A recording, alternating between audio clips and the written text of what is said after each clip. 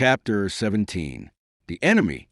The Count leapt from his bed and hastened to throw wide the door to admit his servant, who with excited face and voice bore him the news that John Maria had reached Rocaglione in the night and was now encamped in the plain before the castle.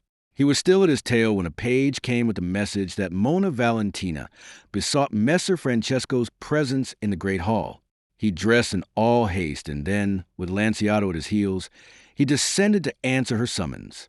As he crossed the second courtyard, he beheld Valentina's ladies grouped upon the chapel steps in excited discussion of this happening with Fra Domenico, who, in full canonicals, was waiting to say the morning's Massachusetts. He gave them a courteous good morrow and passed on to the banqueting hall, leaving Lanciato without. Here he found Valentina in conference with Fordomani. She was pacing the great room as she talked, but beyond that, there was no sign of excitement in her bearing, and if any fear of the issue touched her heart now that the moment for action was at hand, it was wondrously well suppressed. At sight of Francesco, a look that was partly dismay and partly pleasure lighted her face. She greeted him with such a smile as she would bestow in that hour upon none but a trusted friend. Then, with a look of regret, "I am beyond measure grieved, sir, that you should thus stand committed to my fortunes. They will have told you that already we are besieged, and so you will see how your fate is now bound up with ours. For I fear me there is no road hence for you until John Maria raises his siege. The choice of going or remaining is no longer mine.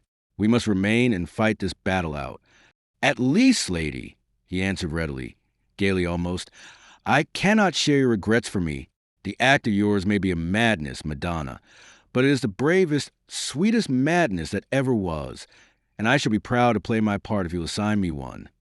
But, sir, I have no claim upon you.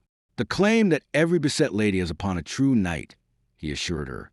"I could ask no better employment for these arms of mine than in your defense against the Duke of Babiano. I am at your service, and with a glad heart, Monna Valentina. I have seen something of war, and you may find me useful." "Make him provost of Rocaglione, Madonna," urged Fordomani, whose gratitude to the man who had saved his life was blent with an admiring appreciation of his powers, of which the bully had had such practical experience. "You hear what Ercole says?" she cried, turning to Francesco with a sudden eagerness that showed how welcome that suggestion was. "It were too great an honor," he answered solemnly. "Yet, if you were to place in my hands that trust, I would defend it to my last breath." And then, before she could answer him, Gonzaga entered by the side door and frowned to see Francesco there before him. He was a trifle pale. He carried his cloak on the right shoulder instead of the left, and in general his apparel was less meticulous than usual and showed signs of hasty donning. With a curt nod to the Count and an utter ignoring of Fordomani, who was scowling upon him in memory of yesterday, he bowed low before Valentina. "I am distraught, Madonna," he began when she cut him short. "You have little cause to be. Have things fallen out other than we expected?" "Perhaps not. Yet I had hoped that John Maria would not allow his humor to carry him so far." "You had hoped that, after the message Messer Francesco brought us?" And she looked him over with an eye of sudden understanding. "Yet you expressed no such hope when you advised his flight to Rocaglione. You were all for fighting then. A martial ardor consumed you. Whence this change? Is it the imminence of danger that gives a reality too grim for your appetite?" There was a scorn in her words that wounded him as she meant it should. His last night's rashness had shown her the need to leave him in no false opinion of the extent of her esteem, and in addition, those last words as had shown him revealed in a new light, and she liked him the less by it. He inclined his head slightly, shame blazing red in his cheeks, that he should be thus reproved before Fordomani and that upstart Francesco. That Francesco was an upstart was no longer a matter of surmise with him. His soul assured him of it. "Madonna," he said, with some show of dignity, ignoring her jibes, "I came to bear you news that a herald from John Maria craves a hearing. Shall I hold parley with him for you?" "You are too good," she answered sweetly. "I will hear the man myself." He bowed submissively, and then his eye moved to Francesco. "We might arrange with him for the safe conduct of this gentleman," he suggested. "There is no hope they would accord it," she answered easily. "Nor could I hope so if they would, for Messer Francesco has consented to fill the office of provost of Rocaglione. But We are keeping the messenger waiting. Sirs, will you attend me to the ramparts?" They bowed and followed her, Gonzaga coming last, his tread heavy as a drunkard's, his face white to the lips in the bitter rage with which he saw himself superseded, and read his answer to the hot words that last night he had whispered in Valentina's ear. As they crossed the courtyard, Francesco discharged the first act of his new office in ordering a half-dozen men-at-arms to fall in behind them, to the end that they might make some show upon the wall when they came to parley with the herald. They found a tall man on a tall, gray horse, whose polished helm shone like silver in the morning sun, and whose habergeon was almost hidden under a crimson tabard ornamented with the Sforza lion. He bowed low as Valentina appeared, followed by her escort, foremost in which stood the Count of Aquila, his broad castor pulled down upon his brow, so that it left his face in shadow. "In the name of my master, the high and mighty Lord John Maria Sforza, Duke of Babiano, I call upon you to yield, lady, laying down your arms and throwing open your gates." There followed a pause, at the end of which she asked him was that the sum of his message, or was there something that he had forgotten? The herald, bowing gracefully upon the arched neck of his caracoling palfrey, answered her that what he had said was all he had been bidden say. She turned with bewildered and rather helpless look to those behind her. She wished that the matter might be conducted with due dignity, and her convent rearing left her in doubt of how this might best be achieved. She addressed herself to Francesco. "Will you give him his answer, my Lord Provost?" she said, with a smile, and Francesco, stepping forward and leaning on a merlin of that embattled wall, obeyed her. "Sir Herald," he said, in a gruff voice that was unlike his own, "will you tell me since when has the Duke of Babiano been at war with Urbino, that he should thus beset one of its fortresses and demand the surrender of it?" "His Highness," replied the herald, "is acting with the full sanction of the Duke of Urbino in sending this message to the Lady Valentina della Rovere." At that, Valentina elbowed the Count aside, and forgetting her purpose of conducting this affair with dignity, she let her woman's tongue deliver the answer of her heart. "This message, sir, and the presence here of your master, is but another of the impertinences that I have suffered at his hands, and it is the crowning one. Take you that message back to him, and tell him that when I am instructed by what right he dares to send you upon such an errand, I may render him an answer more germane with his challenge. Would you prefer, Madonna, that his Highness should come himself to speak with you? There is nothing I should prefer less. Already has necessity compelled me to have more to say to John Maria than I could have wished."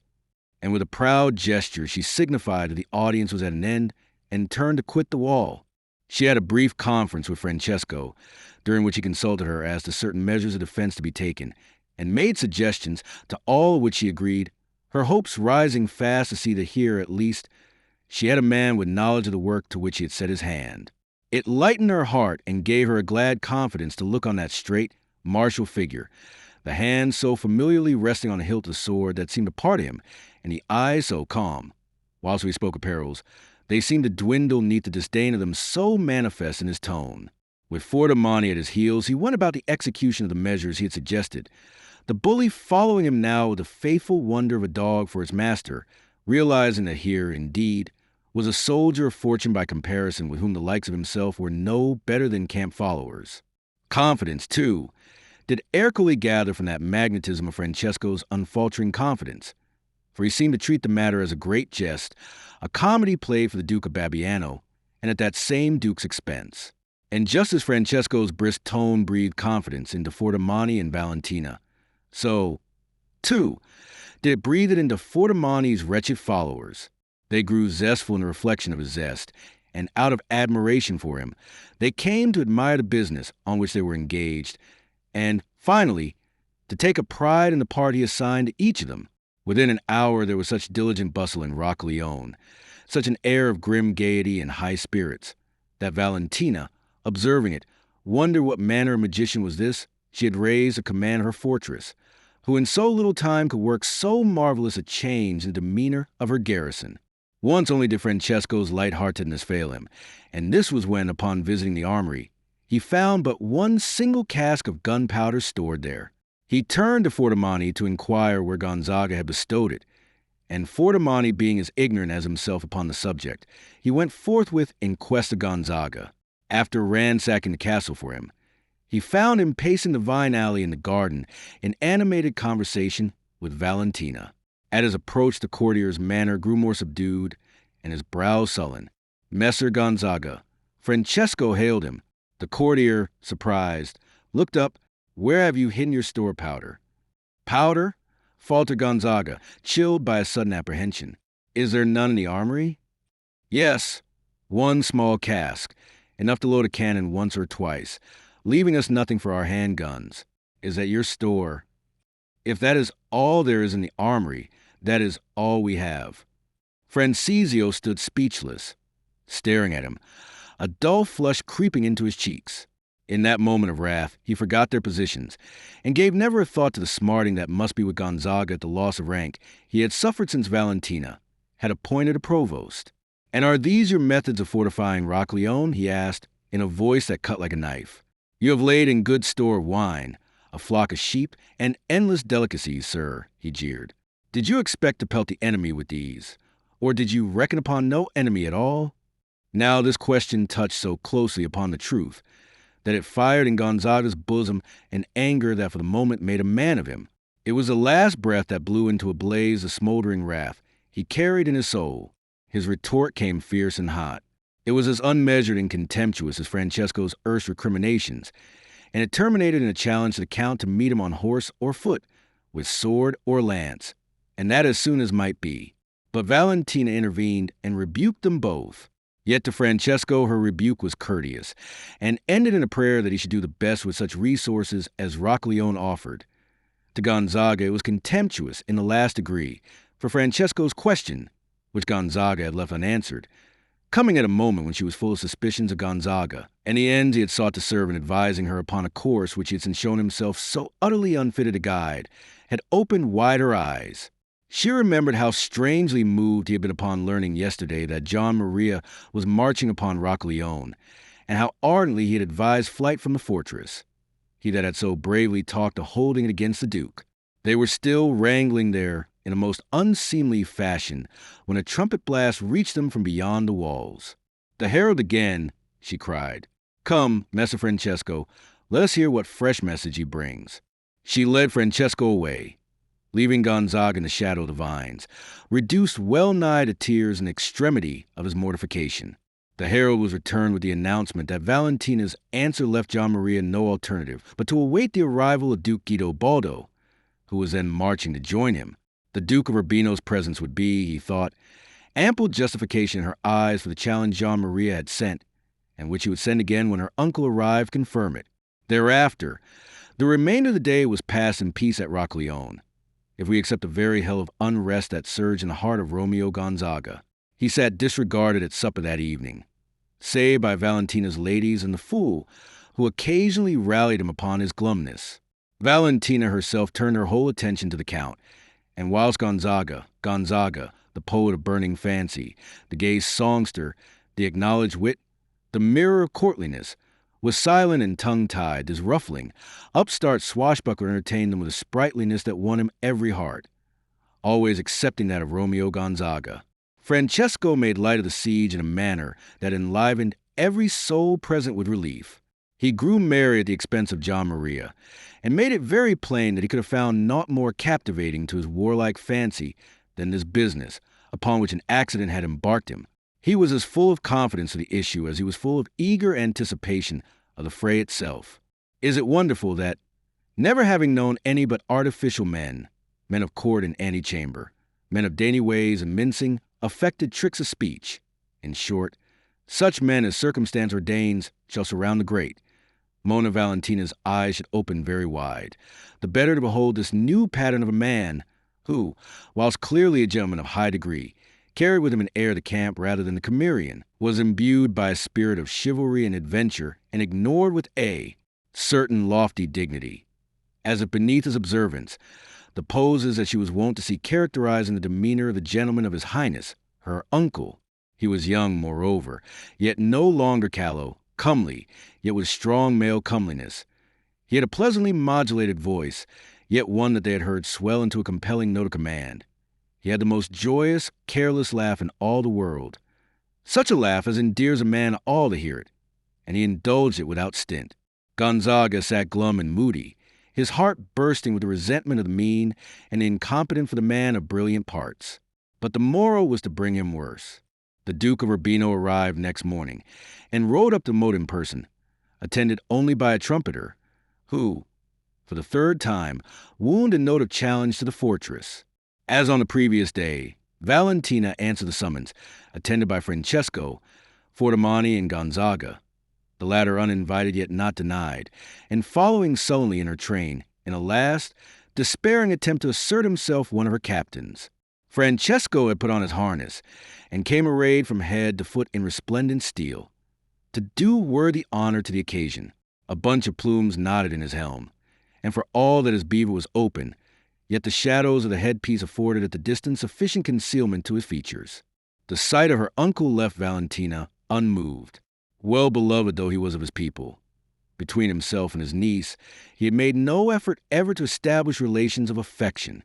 Less than ever did he now seek to prevail by the voice of kinship. He came in the panoply of war, as a prince to a rebel subject, and in precisely such a tone did he greet her. "Mona Valentina," he said, seeming entirely to overlook the circumstance that she was his kinswoman. "Deeply though this rebellion grieves me, you are not to think that your sex shall gain you any privileges or any clemency.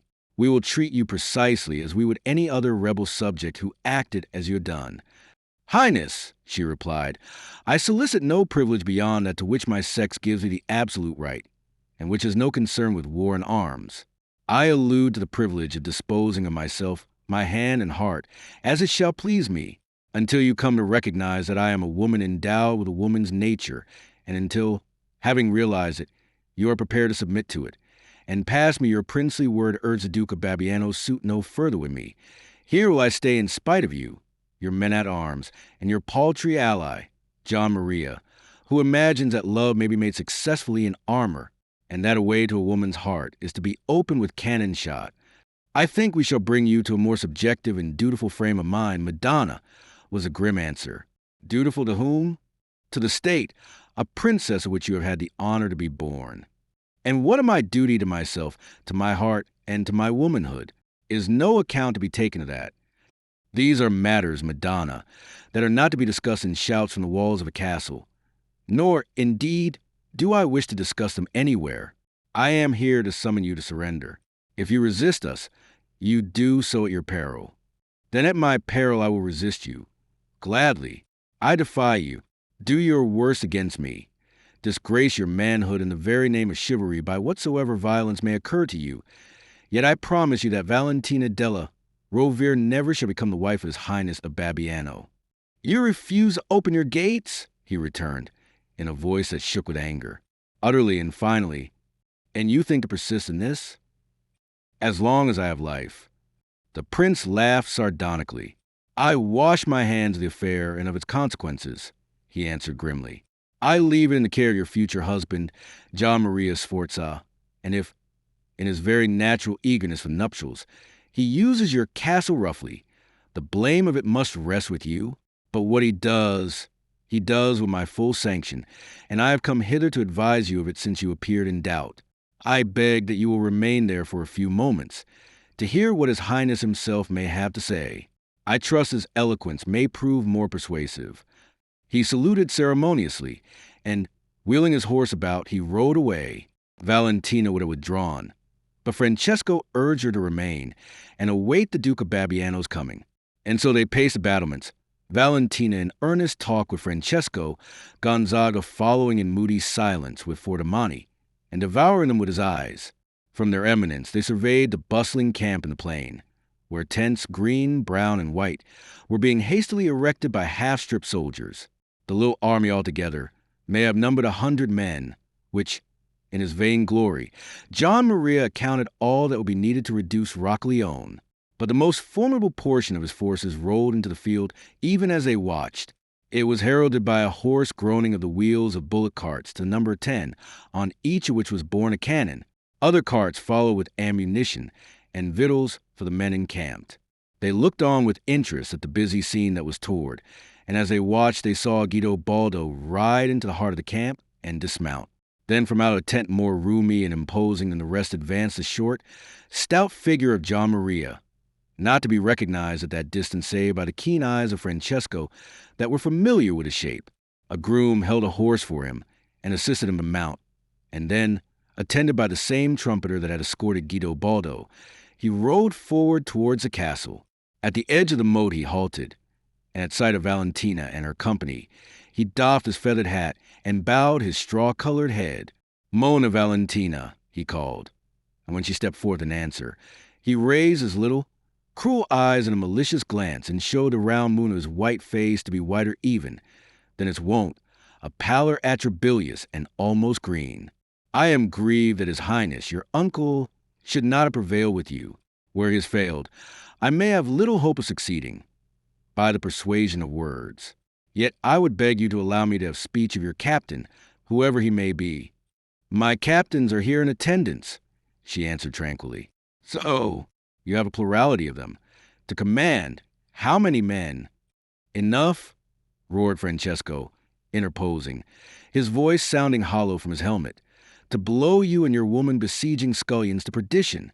The Duke stirred on his horse and peered up at the speaker, but there was too little of his face visible for recognition, whilst his voice was altered and his figure dissembled in its steel casing. "Who are you, rogue?" he asked. "Rogue in your teeth, be you 20 times a duke," returned the other, at which Valentina laughed outright.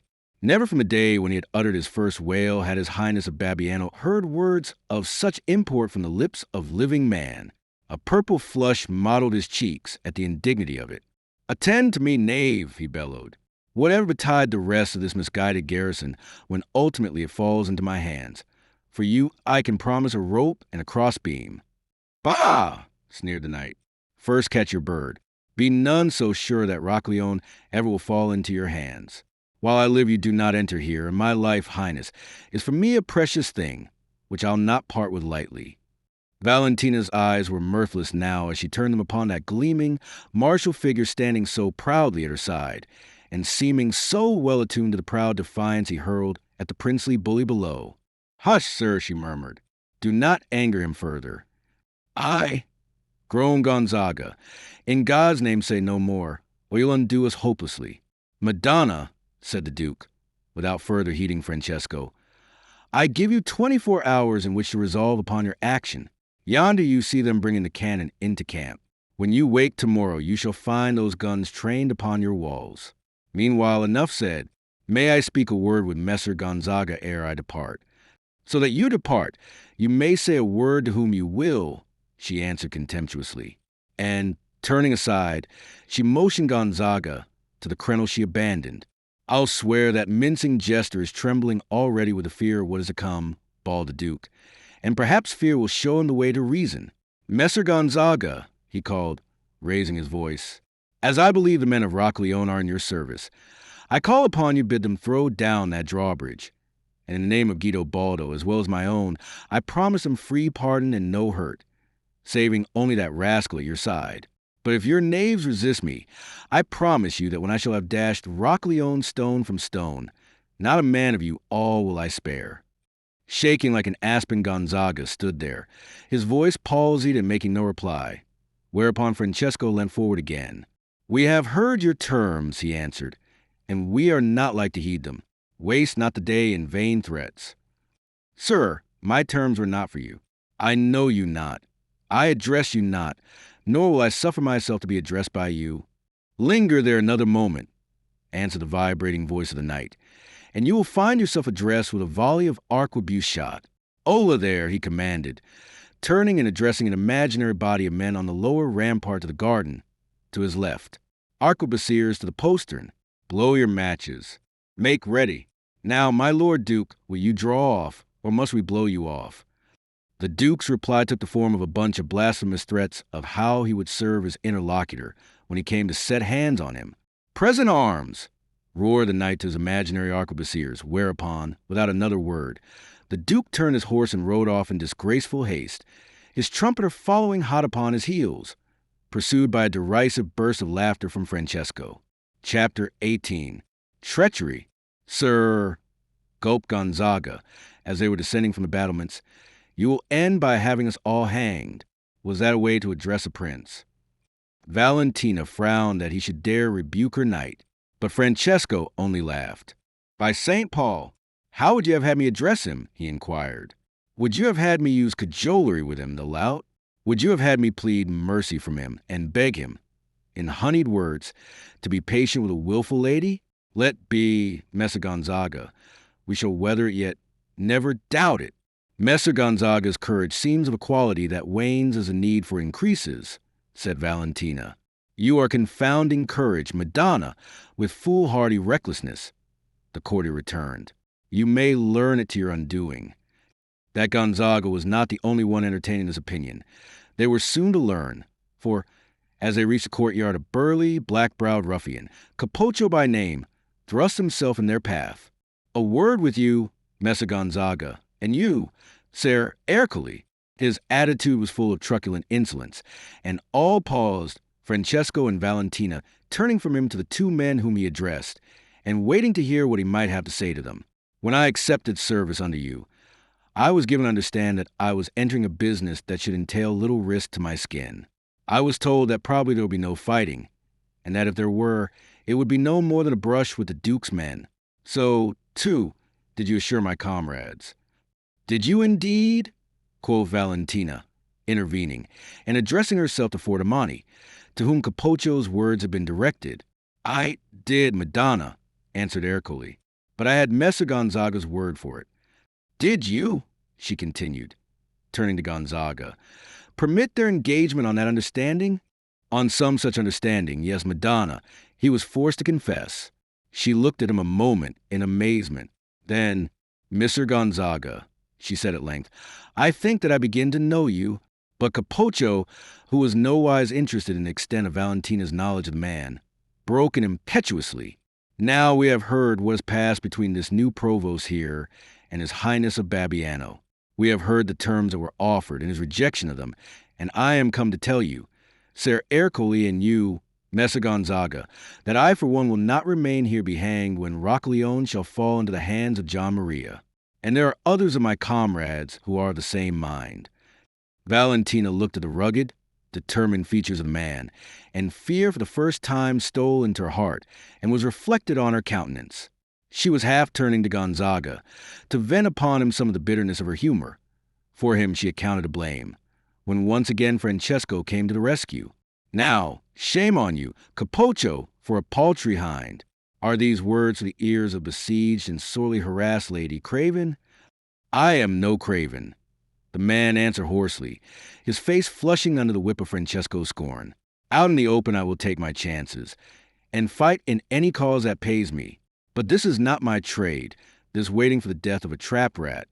Francesco met his eyes steadily for a moment, then glanced at the other men, to the number of a half-score or so, all, in fact, whom the duties he had apportioned them did not hold elsewhere. They hung in the rear of Capoccio, all ears for what was being said, and their countenances plainly showing how their feelings were in sympathy with their spokesman. "And you a soldier, Capoccio?" sneered Francesco. "Shall I tell you in what Fortimani was wrong when he enlisted you? He was wrong in not hiring you for scullion duty in the castle kitchen. Sir Knight, bah, do you raise your voice to me? Do you think I am of your kind animal, to be affrighted by sounds, however hideous? I am not affrighted by sounds. Are you not? Why, then, all this ado about a bunch of empty threats cast at us by the Duke of Babiano. If you were indeed the soldier you would have us think you, would you come here and say, 'I will not die this way or that'? Confess yourself a boaster when you tell us that you are ready to die in the open. Nay, that am I not. Then, if you are ready to die out there, why not in here? Shall it signify aught to him that dies where he gets his dying done? But reassure yourself, you woman," he added with a laugh, and in a voice loud enough to be heard by the others. "You are not going to die, neither here nor there, when Roccaleone capitulates." "It will not capitulate," thundered Francesco. "Well, then, when it is taken." "Nor will it be taken," the provost insisted, with an assurance that carried conviction. "If Gian Maria had time unlimited at his command, he might starve us into submission, but he has not. An enemy is menacing his own frontiers, and in a few days, a week at most, he will be forced to get him hence to defend his crown." The greater reason for him to use stern measures and bombard us as he threatens, answered Capocho shrewdly, but rather in the tone of a man who expects to have his argument disproved. And Francesco, if he could not disprove it, could at least contradict it. Believe it not, he cried with a scornful laugh. I tell you that John Maria will never dare so much. And if he did, are these walls that will crumble at a few cannon shots? Assault he might attempt. But I need not tell a soldier that 20 men who are stout and resolute, as I will believe you are for all your craven words, could hold so strong a place as this against the assault of 20 times the men the Duke has with him. And for the rest, if you think I tell you more than I believe myself, I ask you to remember how I am included in John Maria's threat. I am but a soldier like you, and such risks as are yours are mine as well.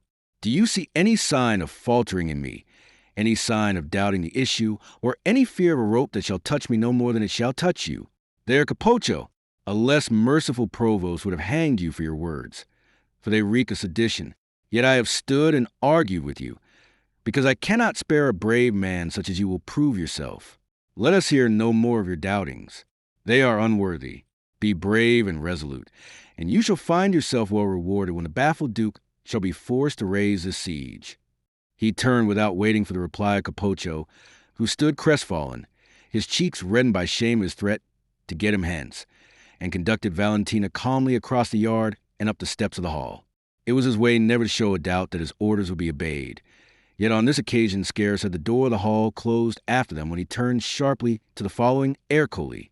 Get you an arquebuse, he said quickly, and take my man Lanciato with you, should those dogs still prove mutinous. Fire into any that attempt the gates, fire to kill, and send me word. But above all, Ercole, do not let them see you or suspect your presence. That would undermine such effect as my words may have produced. From out a woefully pale-faced Valentina raised her brown eyes to his, in a look that was as a stab to the observing Gonzaga. I needed a man here, she said, and I think that heaven it must have been that sent you to my aid. But do you think, she asked, and with her eyes she closely scanned his face for any sign of doubt, that they are pacified? I am assured of it, Madonna. Come, there are signs of tears in your eyes, and by my soul, there's naught to weep at. I am but a woman after all. She smiled up at him. And so, subject to a woman's weakness. It seemed as if the end were indeed come just now. It had come, but for you, if they should mutiny. They shall not, while I am here, he answered, with a cheering confidence. And she, full of faith in this true knight of hers, went to seek her ladies, and to soothe in her turn any alarm to which they might have fallen a prey. Francesco went to disarm, and Gonzaga to take the air upon the ramparts, his heart a very bag of gall.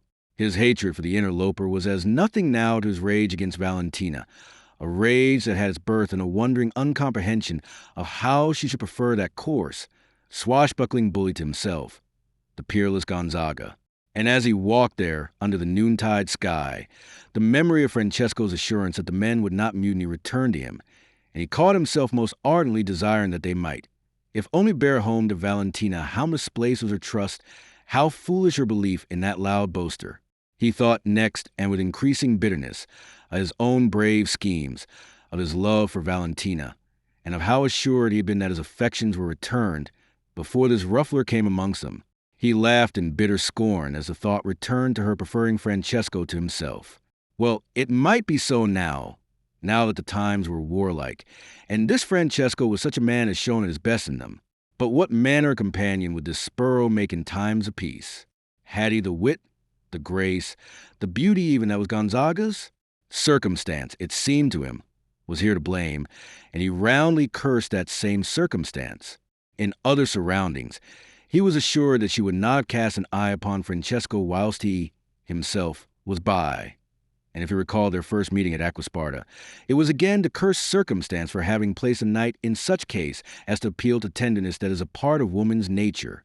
He reflected, assured that he was right, that if Francesco had not come to Rocaglione, he might by now have been wed to Valentina, and once wed, he could throw down the bridge and march out of Rocaglione, assured that John Maria would not care to espouse his widow, and no less assured that Guido Baldo, who was at heart a kind and clement prince, would be content to let be what was accomplished since there would be naught gained beyond his niece's widowhood in hanging Gonzaga.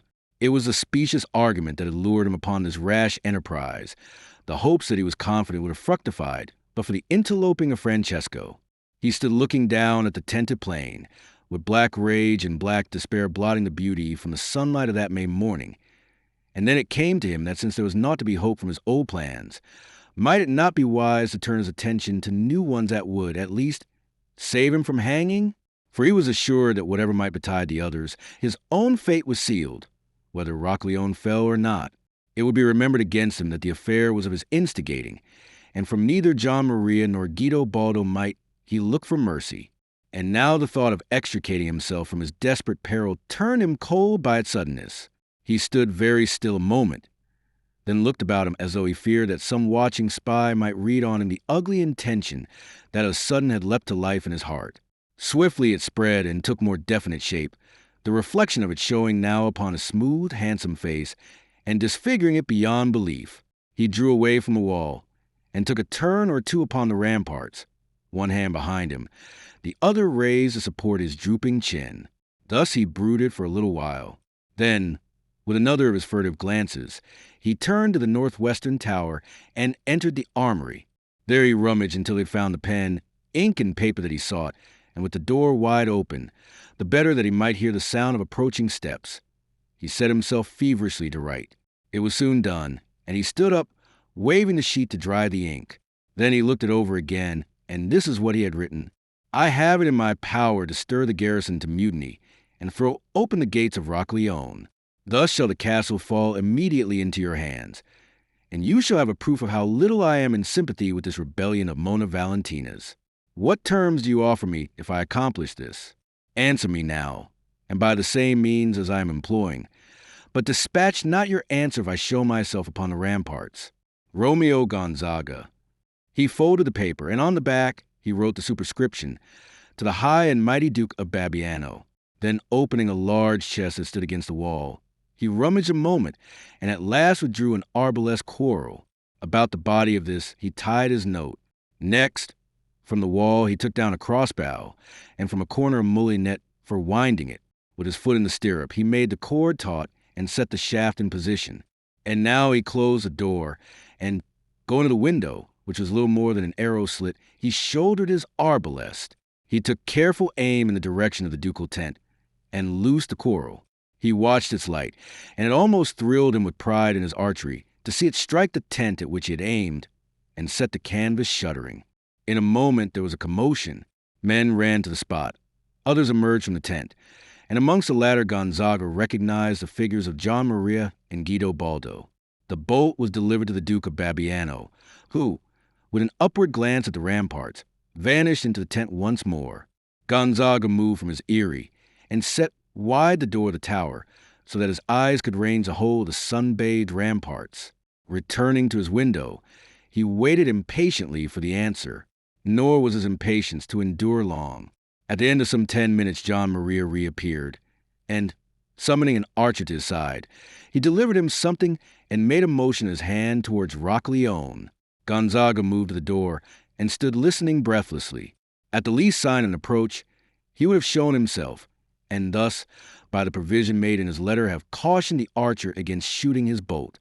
But all was quiet, and so Gonzaga remained where he was until something flashed like a bird across his vision, struck sharply against the posterior wall, and fell with a tinkle on the broad stones of the rampart. A moment later the answer from John Maria was in his hands.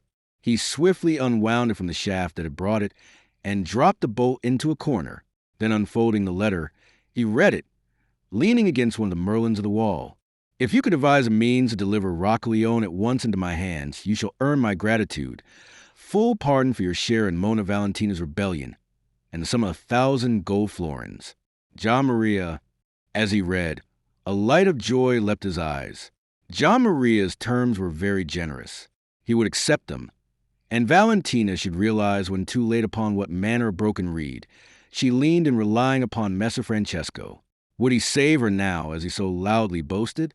Would there indeed be no mutiny, as he so confidently prophesied? Gonzaga chuckled evilly to himself. She should learn her lesson, and when she was John Maria's wife, she might perhaps repent her treatment of Romeo Gonzaga. He laughed softly to himself. Then suddenly he turned cold, and he felt his skin roughening. A stealthy step sounded behind him. He crumpled the Duke's letter in his hand, and in the alarm of the moment, he dropped it over the wall, seeking vainly to compose the features that a chilling fear had now disturbed. He turned to see who came. Behind him stood Pepe, his solemn eyes bent with uncanny intentness upon Gonzaga's face. "You were seeking me?" quoth Romeo, and the quaver in his voice sorted ill with his arrogance. The fool made him a grotesque bow. "Mona Valentina desires that you attend her in the garden, illustrious." Chapter 19. Plot and Counterplot. Pepe's quick eyes had seen Gonzaga crumple and drop the paper. No less than it observed the courtier's startled face, and his suspicions had been aroused. He was by nature prying, and experience had taught him that the things men seek to conceal are usually the very things it imports most to have knowledge of. So when Gonzaga had gone, in obedience to Valentina's summons, the jester peered carefully over the battlements. At first he saw nothing, and he was concluding with disappointment that the thing Gonzaga had cast from him was lost in the torrential waters of the moat. But presently, lodged on a jutting stone, above the foaming stream into which it would seem that a miracle had prevented it from falling, he espied a ball of crumpled paper. He observed with satisfaction that it lay some 10 feet immediately below the postern gate by the drawbridge. Secretly, for it was not Pepe's way to take men into his confidence where it might be avoided, he got himself a coil of rope. Having descended and quietly opened the postern, he made one end fast and lowered the other to the water with extreme care, lest he should dislodge and so lose that paper. Assuring himself again that he was unobserved, he went down, hand over hand, like a monkey, his feet against the rough-hewn granite of the wall. Then, with a little swinging of the rope, he brought himself nearer that crumpled ball, his legs now dangling in the angry water, and by a mighty stretch that all but precipitated him into the torrent, he seized the paper and transferred it to his teeth. Then hand over hand again, and with a frantic haste, for he feared observation not only from the castle sentries, but also from the watchers in the besiegers' camp, he climbed back to the postern, exulting in that he had gone unobserved and contemptuous for the vigilance of those that should have observed him. Softly he closed the wicket, locked it, and shot home the bolts at top and base, and went to replace the key on its nail in the guardroom, which he found untenanted. Next, with that mysterious letter in his hand, he scampered off across the courtyard and through the porch leading to the domestic quarters, nor paused until he had gained the kitchen, where Fra Domenico was roasting the quarter of a lamb that he had that morning butchered. For now that the siege was established, there was no more fish from the brook, nor hares and ortolans from the countryside. The friar cursed the fool roundly, as was his wont upon every occasion, for he was none so holy that he disdained the milder forms of objurgatory oaths. But Pepe for once had no vicious answer ready, a matter that led the Dominican to ask him was he ill. Never heeding him, the fool unfolded and smoothed the crumpled paper in a corner by the fire. He read it and whistled, then stuffed it into the bosom of his absurd tunic. "What ails you?" quoth the friar. "What have you there?" "A recipe for a dish of friar's brains, a most rare delicacy, and rendered costly by virtue of the scarcity of the ingredients." And with that answer Pepe was gone, leaving the monk with an ugly look in his eyes and an unuttered imprecation on his tongue. Straight to the Count of Aquila went the fool with his letter. Francesco read it, and questioned him closely as to what he knew of the manner in which it had come into Gonzaga's possession. For the rest, those lines, far from causing him the uneasiness Pepe expected, seemed a source of satisfaction and assurance to him. "He offers 1,000 gold florins," he muttered, "in addition to Gonzaga's liberty and advancement. Why, then, I have said no more than was true when I assured the men that John Maria was but idly threatening us with bombardment. Keep this matter secret, Pepe." "But you will watch Messer Gonzaga?" quoth the fool. "Watch him? Why, where is the need? You do not imagine him so vile that this offer could tempt him." Pepe looked up, his great, whimsical face screwed into an expression of cunning doubt. "You do not think, Lord, that he invited it? Now, shame on you for that thought. Messer Gonzaga may be an idle lute thrummer, a poor-spirited coward, but a traitor, and to betray Mona Valentina. No, no." But the fool was far from reassured. He had had the longer acquaintance of Messer Gonzaga, and his shrewd eyes had long since taken the man's exact measure. Let Francesco scorn the notion of betrayal at Romeo's hands. Pepe would dog him like a shadow.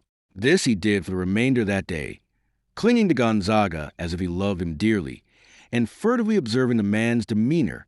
Yet he saw nothing to confirm his suspicions beyond a certain preoccupied moodiness on the courtier's part. That night, as they supped, Gonzaga pleaded toothache, and with Valentina's leave he quitted the table at the very outset of the meal. Pepe rose to follow him, but as he reached the door, his natural enemy, the friar, ever anxious to thwart him where he could, caught him by the nape of the neck and flung him unceremoniously back into the room. "Have you a toothache, too, good for naught?" quoth the frate. "Stay you here, and help me to wait upon the company." "Let me go, good Fra Domenico," the fool whispered, in a voice so ominous that the monk left his way clear. But Valentina's voice now bade him stay with them, and so his opportunity was lost. He moved about the room a very dispirited, moody fool with no quip for anyone, for his thoughts were all on Gonzaga and the treason that he was sure he was hatching. Yet faithful to Francesco, who sat all unconcerned and not wishing to alarm Valentina, he choked back the warning that rose to his lips, seeking to convince himself that his fears sprang perhaps from an excess of suspicion. Had he known how well-founded indeed they were, he might have practiced less self-restraint. For whilst he moved sullenly about the room, assisting Fra Domenico with the dishes and platters, Gonzaga paced the ramparts beside Capoccio, who was on sentry duty on the north wall. His business called for no great diplomacy, nor did Gonzaga employ much. He bluntly told Capoccio that he and his comrades had allowed Messer Francesco's glib tongue to befool them that morning, and that the assurances Francesco had given them were not worthy of an intelligent man's consideration. "I tell you, Capoccio," he ended, "that to remain here and protract this hopeless resistance will cost you your life at the unsavory hands of the hangman. You see, I am frank with you." Now, for all that what Gonzaga told him might sort excellently well with the ideas he had himself entertained, Capoccio was of suspicious nature, and his suspicions whispered to him now that Gonzaga was actuated by some purpose he could not gauge. He stood still, and leaning with both hands upon his partisan, he sought to make out the courtier's features in the dim light of the rising moon. "Do you mean," he asked, and in his voice sounded the surprise with which Gonzaga's odd speech had filled him, "that we are foolish to have listened to Messer Francesco, and that we should be better advised to march out of Rocaglione?" "Yes, that is what I mean." "But why?" he insisted, his surprise increasing. "Do you urge such a course upon us?" "Because, Capoccio," was the plausible reply, "like yourselves, I was lured into this business by insidious misrepresentations. The assurances that I gave Fortimani, and with which he enrolled you into his service, were those that had been given to me. I did not bargain with such a death as awaits us here, and I frankly tell you that I have no stomach for it." "I begin to understand," murmured Capoccio, sagely wagging his head, and there was a shrewd insolence in his tone and manner. "When we leave Rocaglione, you come with us?" Gonzaga nodded. "But why do you not say these things to Fortimani?" questioned Capoccio, still doubting. "Fortimani," echoed Gonzaga. "By the host, no. The man is bewitched by that plausible rogue, Francesco. Far from resenting the fellow's treatment of him, he follows and obeys his every word, like the mean-spirited dog that he is." Again Capoccio sought to scrutinize Gonzaga's face, but the light was indifferent. "Are you dealing with me fairly?" he asked. "Or does some deeper purpose lie under your wish that we should rebel against a lady?" "My friend," answered Gonzaga, "do you but wait until John Maria's herald comes for his answer in the morning. Then you will learn again the terms on which your lives are offered you. Do nothing until then. But when you hear yourselves threatened with a rope and the wheel, bethink you of what course you will be best advised in pursuing. You ask me what purpose inspires me. I have already told you, for I am as open as the daylight with you, that I am inspired by the purpose of saving my own neck. Is not that purpose enough?" A laugh of such understanding as would have set a better man on fire with indignation was the answer he received. "Why? Yes, it is more than enough. Tomorrow, then, my comrades and I march out of Rocaglione. Count upon that. But do not accept my word. Wait until the herald comes again. Do nothing until you have heard the terms he brings." "Why, no, assuredly not." And do not let it transpire among your fellows that it is I who have suggested this. Why, no, I'll keep your secret, laughed the bravo offensively, shouldering his partisan and resuming his sentinel's pacing. Gonzaga sought his bed. A fierce joy consumed him at having so consummately planned Valentina's ruin. Yet he did not wish to face her again that night. But when on the morrow the herald wound his horn again beneath the castle walls, Gonzaga was prominent in the little group that attended Mona Valentina. The Count of Aquila was superintending the work, to which he had set a half-score of men, with a great show and as much noise as possible, by which Francesco intended that the herald should be impressed. They were rolling forward 4 small culverins and some 3 cannons of larger caliber, and planning them so that they made a menacing show in the crenels of the parapet. Whilst watching and directing the men, he kept his ears open for message, and he heard the herald again recite the terms on which the garrison might surrender, and again the threat to hang every man from the castle walls if they compelled him to reduce them by force of arms. He brought his message to an end by announcing that in his extreme clemency John Maria accorded them another half-hour's grace in which to resolve themselves upon their course. Should the end of that time still find them obstinate, the bombardment would commence. Such was the message that in another of his arrow-born letters Gonzaga had suggested John Maria should send. It was Francesco who stepped forward to reply. He had been stooping over one of the guns, as if to assure himself of the accuracy of its aim, and as he rose he pronounced himself satisfied in a voice loud enough for the herald's hearing. Then he advanced to Valentina's side, and whilst he stood there delivering his answer, he never noticed the silent departure of the men from the wall. "You will tell His Highness of Babiano," he replied, "that he reminds us of the boy in the fable who cried, 'Wolf!' Too often. Tell him, sir, that his threats leave this garrison as unmoved as do his promises. If so, be that he intends in truth to bombard us. Let him begin forthwith. We are ready for him, as you perceive. Maybe he did not suppose us equipped with cannon. But there they stand. Those guns are trained upon his camp, and the first shot he fires upon us shall be a signal for such a reply as he little dreams of. Tell him, too, that we expect no quarter and will yield none. We are unwilling for bloodshed, but if he drives us to it and executes his purpose of employing cannon, then the consequences be upon his own head.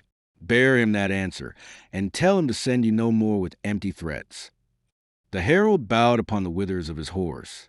The arrogance, the cold imperiousness of the message struck him dumb with amazement.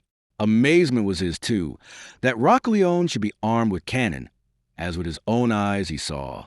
That those guns were empty he could not guess, nor could John Maria when he heard a message that filled him with rage and would have filled him with dismay, but that he counted upon the mutiny which Gonzaga had pledged himself to stir up. As the herald was riding away, a gruff laugh broke from Fortamani, who stood behind the Count. Valentina turned to Francesco with eyes that beamed admiration and a singular tenderness. "Oh, what had I done without you, Messer Francesco?" she cried, for surely the 20th time since his coming. "I tremble to think how things had gone without your wit and valor to assist me." She never noticed a malicious smile that trembled on Gonzaga's pretty face. "Where did you find the powder?" she asked innocently, for her mind had not yet caught the humor of the situation that had drawn a laugh from Fortamani. "I found none," answered Francesco, smiling from the shadow of his helm. "My threats," and he waved his hand in the direction of that formidable array of guns, "are as empty as John Maria's. Yet I think they will impress him more than is due us. I will answer for it, Madonna, that they deter him from bombarding us, if so be that he ever intended to. So let's go and break our fast with a glad courage." "Those guns are empty?" she gasped.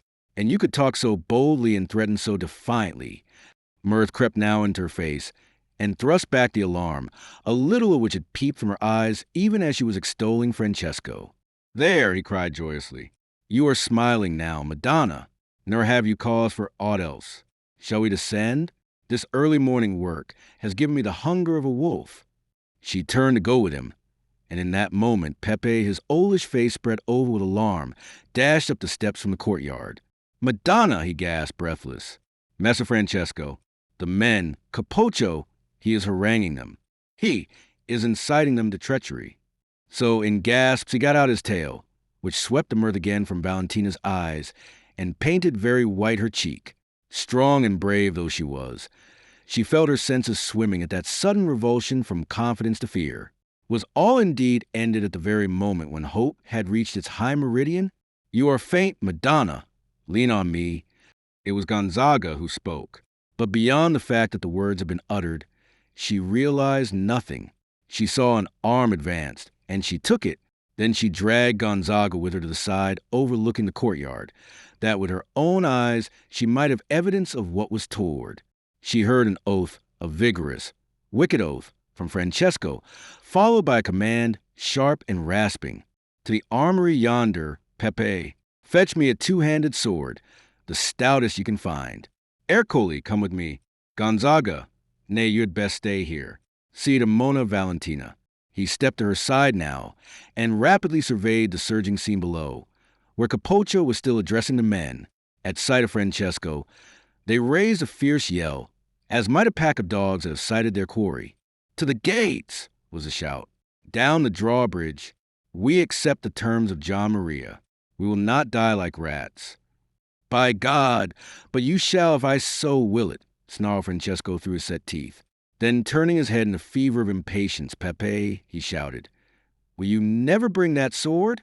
The fool came up at that moment, staggering under the weight of a great double-edged two-hander, equipped with lugs, and measuring a good 6 feet from point to pommel.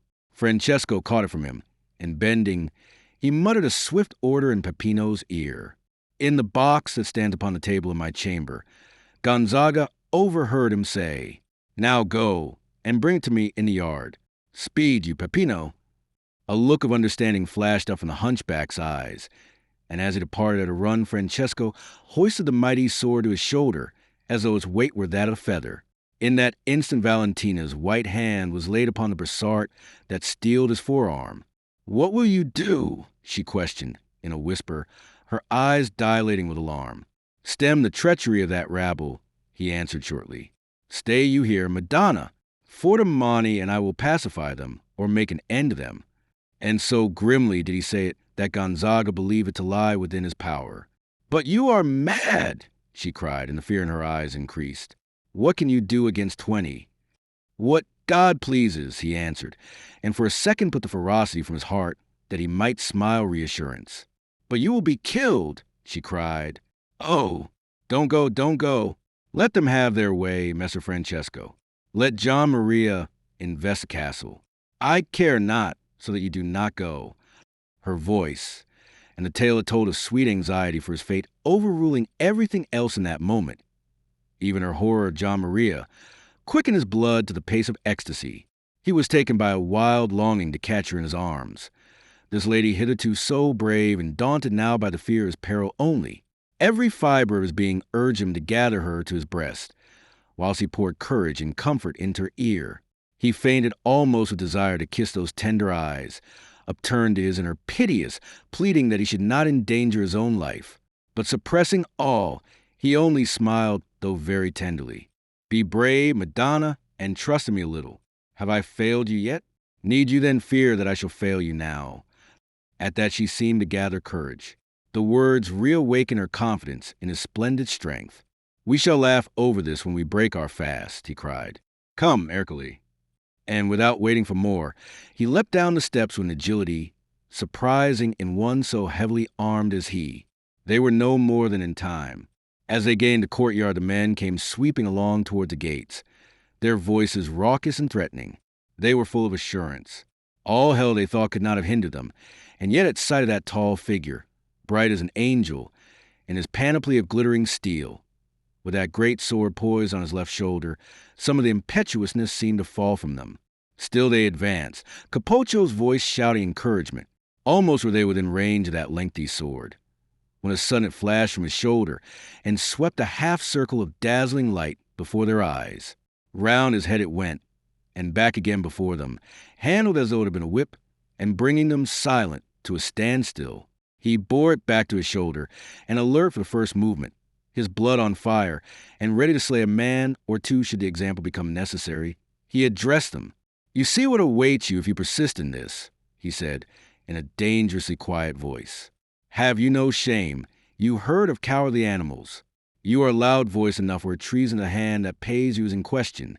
But there, it seems your valor ends. He spoke to them now in burning words. He recapitulated the arguments which yesterday he had made use of to quell the mutinous spirit of Capocho. He assured them that John Maria threatened more than he could accomplish, and so, perhaps, more than he would fulfill if they were so foolish as to place themselves in his power. Their safety, he pointed out to them, lay here behind these walls. The siege could not long endure. They had a stout ally in Caesar Borgia, and he was marching upon Babiano by then, so that John Maria must get him home perforce ere long. Their pay was good, he reminded them, and if the siege were soon raised, they should be well rewarded. John Maria threatens to hang you when he captures Roccaleone, but even should he capture it, do you think he would be allowed to carry out so inhuman a threat? You are mercenaries, after all, in the pay of Mona Valentina, on whom and her captains the blame must fall. This is Urbino, not Babiano, and John Maria is not master here. Do you think the noble and magnanimous Guido Baldo would let you hang? Have you so poor an opinion of your duke? Fools! You are as safe from violence as are those ladies in the gallery up there. For Guido Baldo would no more think of harming you than of permitting harm to come to them. If any hanging there is, it will be for me, and perhaps for Messer Gonzaga, who hired you. Yet, do I talk of throwing down my arms? What think you holds me here? Interest, just as interest holds you, and if I think the risk worth taking, why should not you? Are you so tame and so poor-spirited that a threat is to vanquish you? Will you become a byword in Italy, and when men speak of cowardice, will you have them say, "Craven as Mona Valentina's garrison"? In this strain he talked to them, now smiting hard with his scorn, now cajoling them with his assurances, and breeding confidence anew in their shaken spirits. It was a thing that went afterwards to the making of an epic that was sung from Calabria to Piedmont, how this brave knight, by his words, by the power of his will and the might of his presence, curbed and subdued that turbulent score of rebellious hinds. And from the wall above, Valentina watched him, her eyes sparkling with tears that had not their source in sorrow nor yet in fear, for she knew that he must prevail. How could it be else with one so dauntless? Thus thought she now, but in the moment of his going, fear had chilled her heart, and when she first saw him take a stand before them, she had turned half distraught, and begged Gonzaga not to linger at her side, but to go lend what aid he could to that brave knight who stood so sorely in need of it. And Gonzaga had smiled a smile as pale as January sunshine, and his soft blue eyes had hardened in their glance. Not weakness now was it that held him there, well out of the dangerous turmoil, for he felt that had he possessed the strength of Hercules and the courage of Achilles, he would not in that instant have moved a step to Francesco's aid, and as much he told her. Why should I, Madonna, he had returned coldly, why should I raise a hand to help the man whom you prefer to me? Why should I draw a sword in the cause of this fortress? She looked at him with troubled eyes. What are you saying, my good Gonzaga? Aye, your good Gonzaga, he mocked her bitterly. Your lapdog, your lute thrummer, but not man enough to be your captain, not man enough to earn a thought that is kinder than any earned by Pepe or your hounds. I may endanger my neck to serve you, to bring you hither to a place of safety from John Maria's persecution, and be cast aside for one who, it happens, has a little more knowledge of this coarse trade of arms. Cast me aside if you will, he pursued, with increasing bitterness. But having done so, do not ask me to serve you again. Let Messer Francesco fight it out. Hush, Gonzaga, she interrupted. Let me hear what he is saying. And her tone told the courtier that his words had been lost upon the morning air. Engrossed in the scene below, she had not so much as listened to his bitter tirade. For now Francesco was behaving oddly. The fool was returned from the errand on which he had been dispatched, and Francesco called him to his side. Lowering his sword, he received a paper from Pepe's hand. Burning with indignation at having gone unheeded, Gonzaga stood gnawing his lip, whilst Valentina craned forward to catch Francesco's words. I have here a proof, he cried, of what I tell you. Proof of how little John Maria is prepared to carry out his threats of cannon. It is that fellow Capocho has seduced you with his talk, and you, like the sheep you are, let yourselves be driven by his foul tongue. Now listen to the bribe that John Maria offers to one within these walls, if he can contrive a means to deliver Roccaleone into his hands. And to Gonzaga's paralyzing consternation, He heard Francesco read the letter with which Gian Maria had answered his proposed betrayal of the fortress. He went white with fear, and he leaned against a low wall to steady the telltale trembling that had seized him. Then Francesco's voice, scornful and confident, floated up to his ears. "I ask you, my friends, would His Highness of Babiano be disposed of the payment of 1,000 gold florins if by bombardment he thought to break away into Roccaleone? This letter was written yesterday. Since then we have made a brave display of cannon ourselves. And if yesterday he dared not fire, think you he will today? But here, assure yourselves, if there is one amongst you that can read." He held out the letter to them. Capoccio took it, and calling one Aventano, he held it out in his turn.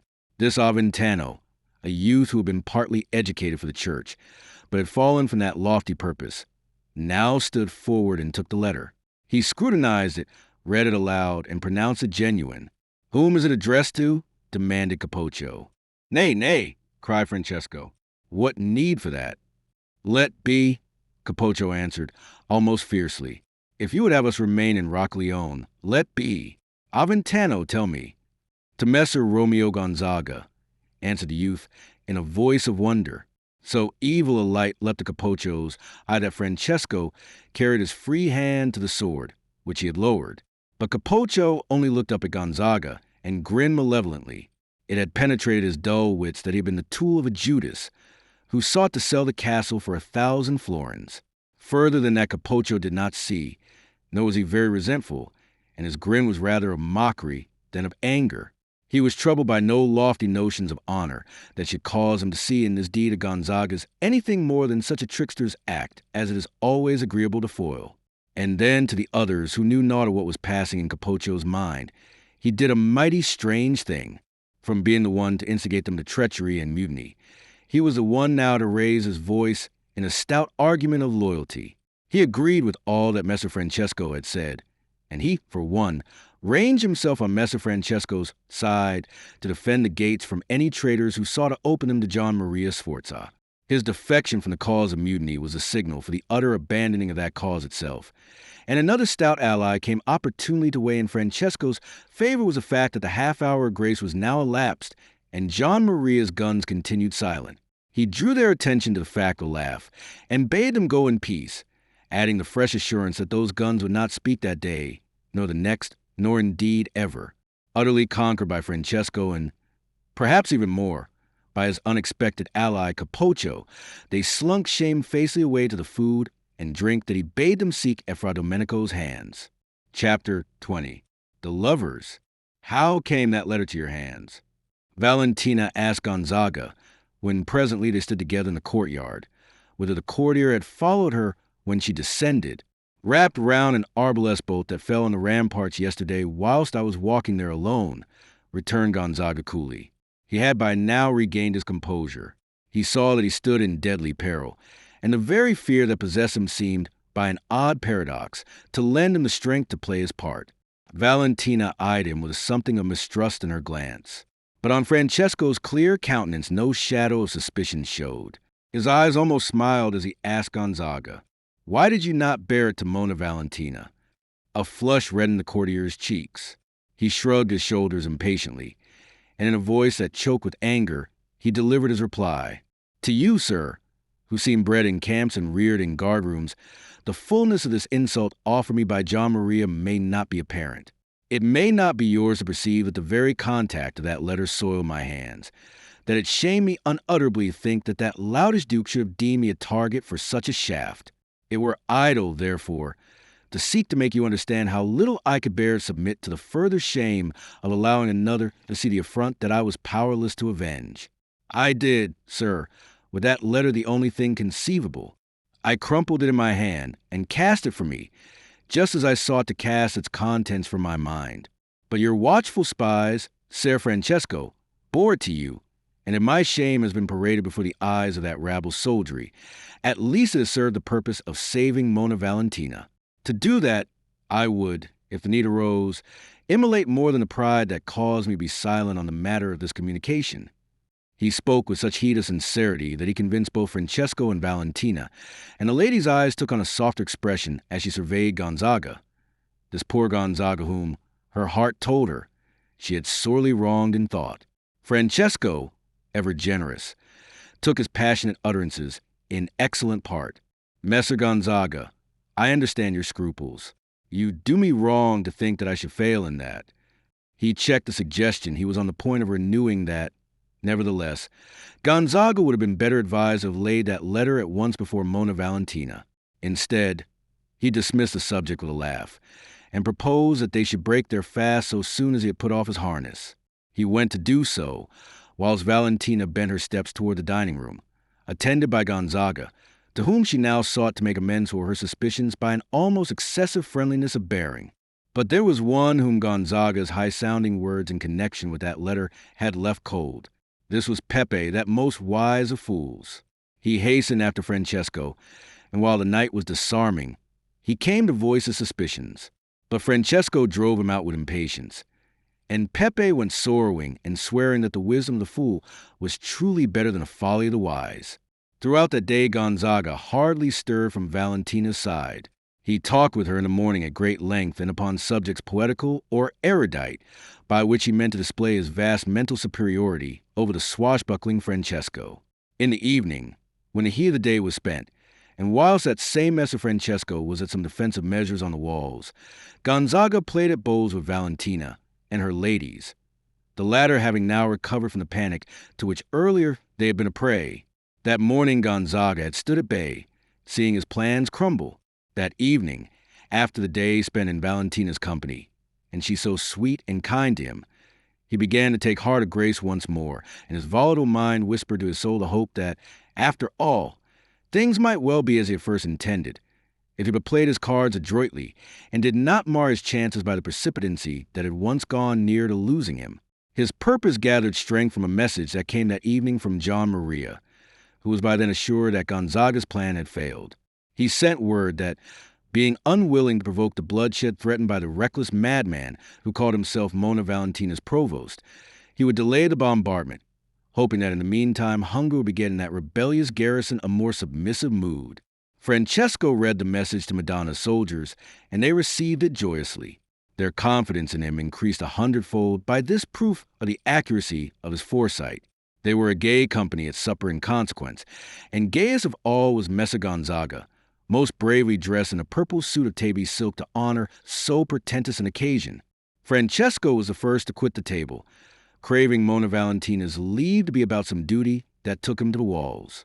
She let him go, and afterward sat pensive, nor heeded now Romeo's light chatter, nor yet the sonnet of Petrarca, that presently he sang the company. Her thoughts were all with him that had left the board. Scarcely a word had she exchanged with Francesco since that delirious moment when they had looked into each other's eyes upon the ramparts, and seen the secret that each was keeping from the other. Why had he not come to her? She asked herself, and then she bethought her of how Gonzaga had all day long been glued to her side, and she realized, too, that it was she had shunned Francesco's company, grown of a sudden strangely shy. But greater than her shyness was now her desire to be near him and to hear his voice, to have him look again upon her, as he had looked that morning, when in terror for him she had sought to dissuade him from opposing the craven impulse of her men-at-arms.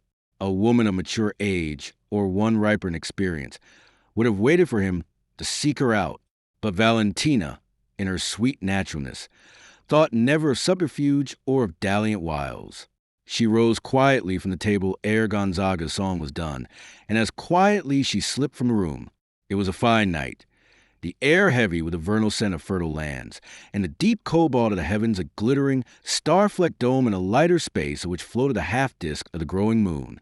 Such a moon, she bethought her, as she had looked at with thoughts of him, the night after their brief meeting at Aquasparta. She had gained that north rampart on which he had announced that duty took him, and yonder she saw a man, the only tenant of the wall, leaning upon an embattled parapet, looking down at the lights of John Maria's camp. He was bareheaded, and by the gold coif that gleamed in his hair she knew him. Softly she stole up behind him. "Do we dream here, Messer Francesco?" she asked him, as she reached his side, and there was laughter running through her words.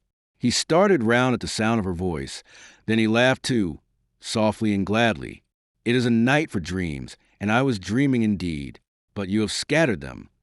"You grieve me," she rallied him, "for assuredly they were pleasant. since to come here and indulge them you left us. I... They were pleasant, he answered, and yet they were fraught with certain sadness, but idle as is the stuff of dreams. They were yours to dispel, for they were of you. Of me? She questioned, her heartbeats quickening and bringing to her cheeks a flush that she thanked the night for concealing. Yes, Madonna, of you and our first meeting in the woods at Aquasparta. Do you recall it? I do, she murmured fondly. And do you recall how I then swore myself your knight and ever your champion? Little did we dream how the honor that I sighed for was to be mine. She made him no answer, her mind harking back to that first meeting on which so often and so fondly she had pondered.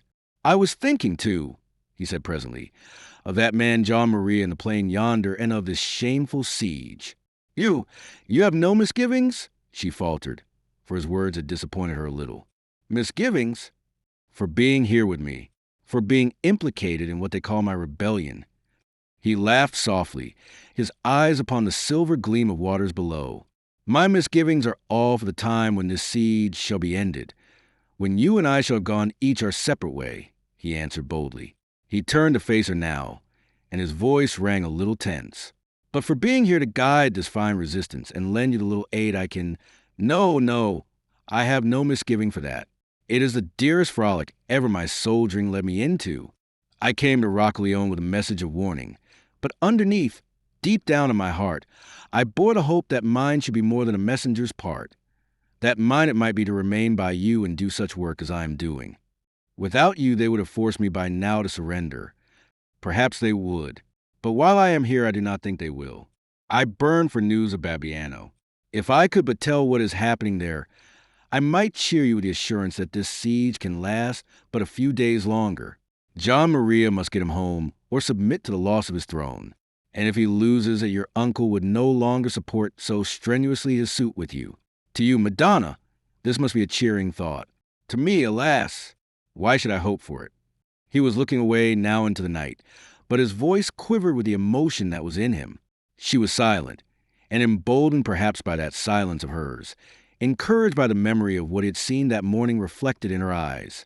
Madonna, he cried, I would it might be mine to cut a road for you through that besieging camp, and bear you away to some blessed place where there are neither courts nor princes.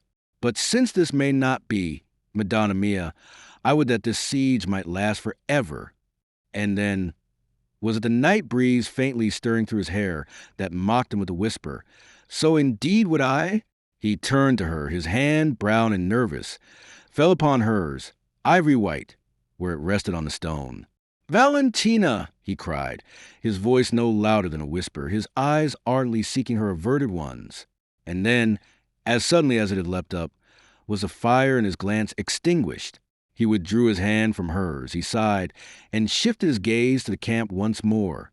Forget, Madonna, he murmured bitterly, that which in my madness I presumed.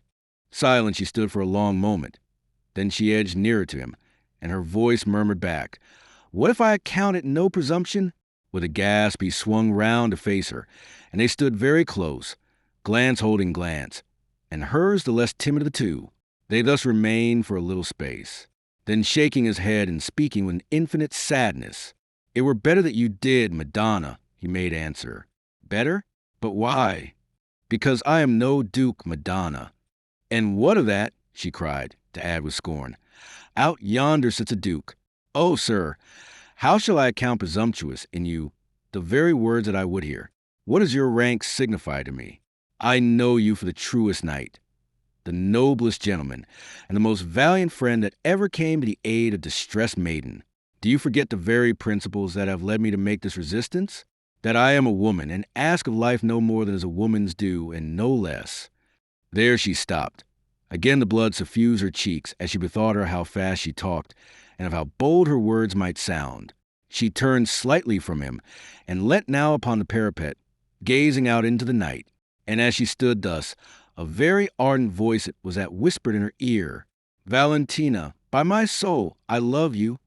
And there that whisper, which filled her with an ecstasy that was almost painful in its poignancy, ended sharply as if throttled. Again his hand sought hers, which was yielded to him as she would have yielded her whole life at his sweet bidding, and now his voice came less passionately. "Why delude ourselves with cruel hopes, my Valentina?" he was saying. "There is a future. There is a time when this siege shall be done with, and when, John Maria having got him home, you will be free to depart. Whither will you go?" She looked at him as if she did not understand the question, and her eyes were troubled, although in such light as there was he could scarce see this. "I will go whither you bid me." "Where else have I to go?" she added, with a note of bitterness. He started. Her answer was so far from what he had expected. "But your uncle, what duty do I owe to him?" "Oh, I have thought of it. And until this morning, it seemed that a convent must be my ultimate refuge. I have spent most of my young life at Santa Sofia, and the little that I have seen of the world at my uncle's court scarce invites me to see more of it. The mother abbess loved me a little. She would take me back, unless—" She broke off and looked at him, and before that look of absolute and sweet surrender his senses swam. That she was niece to the Duke of Urbino, he remembered no more than that he was Count of Aquila, well born, but of none too rich estate, and certainly no more match for her in Guido Baldo's eyes than if he had been the simple knight-errant that he seemed. He moved closer to her, his hands, as if obeying a bidding greater than his will. The bidding of that glance of hers, perhaps, took her by the shoulders, whilst his whole soul looked at her from his eyes. Then, with a stifled cry, he caught her to him. For a moment she lay, palpitant, within his arms, her tall, bronze head on a level with his chin, her heart beating against his heart. Stooping suddenly, he kissed her on the lips. She suffered it with an unresistance that invited, but when it was done, she gently put him from her, and he, obedient to her slightest wish, curbed the wild ardor of his mood and set her free. "Anima mia!" he cried rapturously. "You are mine now, betide what may. Not John Maria nor all the dukes in Christendom shall take you from me." She set her hand upon his lips to silence him, and he kissed the palm, so that laughing she drew back again. And now from laughter she passed to a great solemnity, and with arm outstretched towards the ducal camp. "Win me away through those lines," said she, "and bear me away from Urbino, far away where Guido Baldo's power and the vengeance of John Maria may not follow us, and you shall have won me for your own. But until then, let there be a truce to this between us. Here is a man's work to be done, and if I am weakest tonight, I may weaken you, and then we should both be undone. It is upon your strength I count, Francis Chino mio, my true knight." He would have answered her. He had much to tell her, who and what he was. But she pointed to the head of the steps, where a man's figure loomed. "Yonder comes a sentinel," she said. "Leave me now, dear Francesco. Go. It is growing late." He bowed low before her, obedient ever, like the true knight he was, and took his leave of her, his soul on fire. Valentina watched his retreating figure until it had vanished round the angle of the wall. Then, with a profound sigh, that was as a prayer of thanksgiving for this great good that had come into her life, she leaned upon the parapet and looked out into the darkness, her cheeks flushed, her heart still beating high. She laughed softly to herself out of the pure happiness of her mood. The camp of John Maria became a subject for her scorn. What should his might avail while she had such a champion to defend her now and hereafter? There was an irony in that siege on which her fancy fastened. By coming thus in arms against her, John Maria sought to win her for his wife. Yet all that he had accomplished was to place her in the arms of the one man whom she had learned to love by virtue of this very siege. The mellow warmth of the night, the ambient perfume of the fields were well sorted to her mood, and the faint breeze that breathed caressingly upon her cheek seemed to re-echo the melodies her heart was giving forth. In that hour those old gray walls of Rockleone seemed to enclose for her a very paradise, and the snatch of an old love song stole softly from her parted lips. But like a paradise, alas! It had its snake that crept up unheard behind her, and was presently hissing in her ear, and its voice was the voice of Romeo Gonzaga. "It comforts me, Madonna, that there is one, at least, in Rockleone has a heart to sing." Startled out of her happy pensiveness by that smooth and now unutterably sinister voice, she turned to face its owner. She saw the white gleam of his face and something of the anger that smoldered in his eye, and despite herself a thrill of alarm ran through her like a shudder. She looked beyond him to a spot where lately she had seen the sentry. There was no one there nor anywhere upon that wall. They were alone, and Messer Gonzaga looked singularly evil, For a moment there was a tense silence, broken only by the tumbling waters of the torrent moat and the hoarse challenge of sentries Chivala in John Maria's camp. Then she turned nervously, wondering how much he might have heard of what passed between herself and Francesco. How much I've seen. And yet, Gonzaga, she answered him, I left you singing below when I came away. To wanton to hear in the moonlight with that damned swashbuckler, that brigand, that kennel-bred beast of a Spurro. Gonzaga, you would dare. Dare? He mocked her, beside himself with passion. Is it you who speak of daring? You, the niece of Guido Baldo de Montefeltro, a lady of the noble and illustrious house of Rovere, who cast yourself into the arms of a low-born vassal such as that, a masnadiero, a bandit, a bravo? And can you yet speak of daring, and take that tone with me, when shame should strike you either dead or dumb? Gonzaga, she answered him, her face as white as his own, but her voice steady and hard with anger. Leave me now, upon the instant, or I will have you flogged to the bone. A moment, he stared at her like a man dazed. Then he tossed his arms to heaven, and letting them fall heavily to his sides, he shrugged his shoulders and laughed evilly, but of going he made no shift. Call your men, he answered her, in a choking voice. Do your will on me. Flog me to the bone or to the death. Let that be the reward of all that I have done, all that I have risked, all that I have sacrificed to serve you. It were of a piece with your other actions. Her eyes sought his in the gloom, her bosom heaving wildly in her endeavors to master herself before she spoke. Messer Gonzaga, said she at last, I'll not deny that you served me faithfully in the matter of my escape from Urbino. Why speak of it, he sneered. It was a service of which you but avail yourself until another offered on whom you might bestow your favor and the supreme command of your fortress. Why speak of it? To show you that the service you allude to is now paid, she riposted sternly. By reproaching me you have taken payment, and by insulting me you have stamped out my gratitude. A most convenient logic yours, he mocked. I am cast aside like an outworn garment, and the garment is accounted paid for, because through much hard usage it has come to look a little threadbare. And now it entered her mind that perhaps there was some justice in what he said. Perhaps she had used him a little hardly. Do you think, Gonzaga, she said, and her tone was now a shade more gentle, that because you have served me you may affront me, and that knight who has served me also, and in what can such service as is compared with mine? What has he done that I have not done more? Why, when the men rebelled here? Bah! Cite me not that. Body of God, it is his trade to lead such swine. He is one of themselves. But for the rest, what has such a man as this to lose by his share in your rebellion, compared with such a loss as mine must be? Why, if things go ill, I take it he may lose his life, she answered in a low voice. Can you lose more? He made a gesture of impatience. If things go ill, yes, it may cost him dearly. But if they go well, and this siege is raised, he has nothing more to fear. Mine is a parlous case.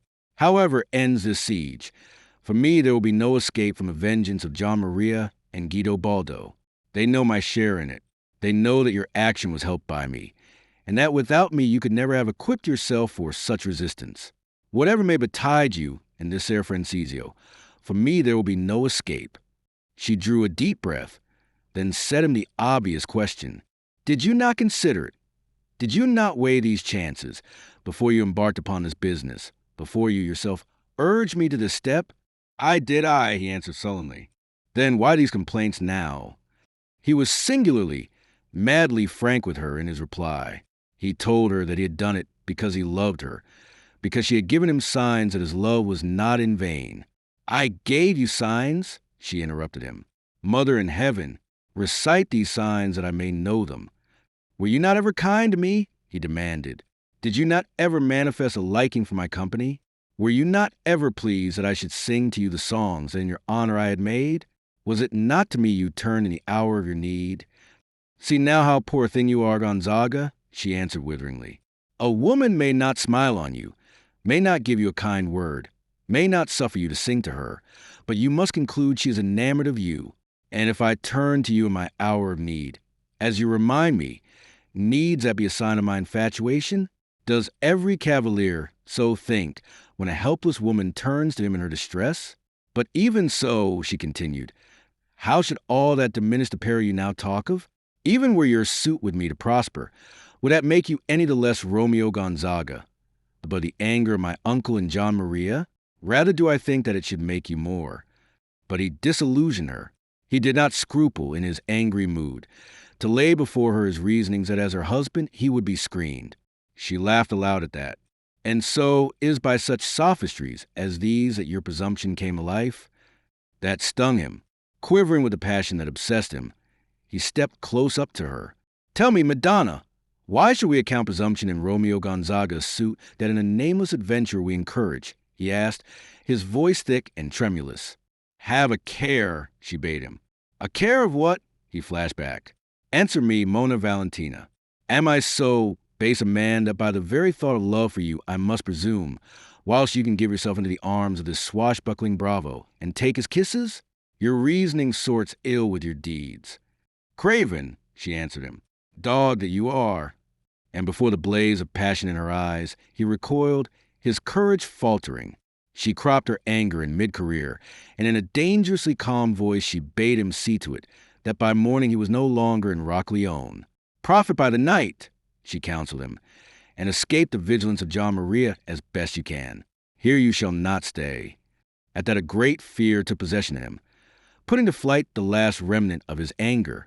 Nor fear alone was it, to do him full justice.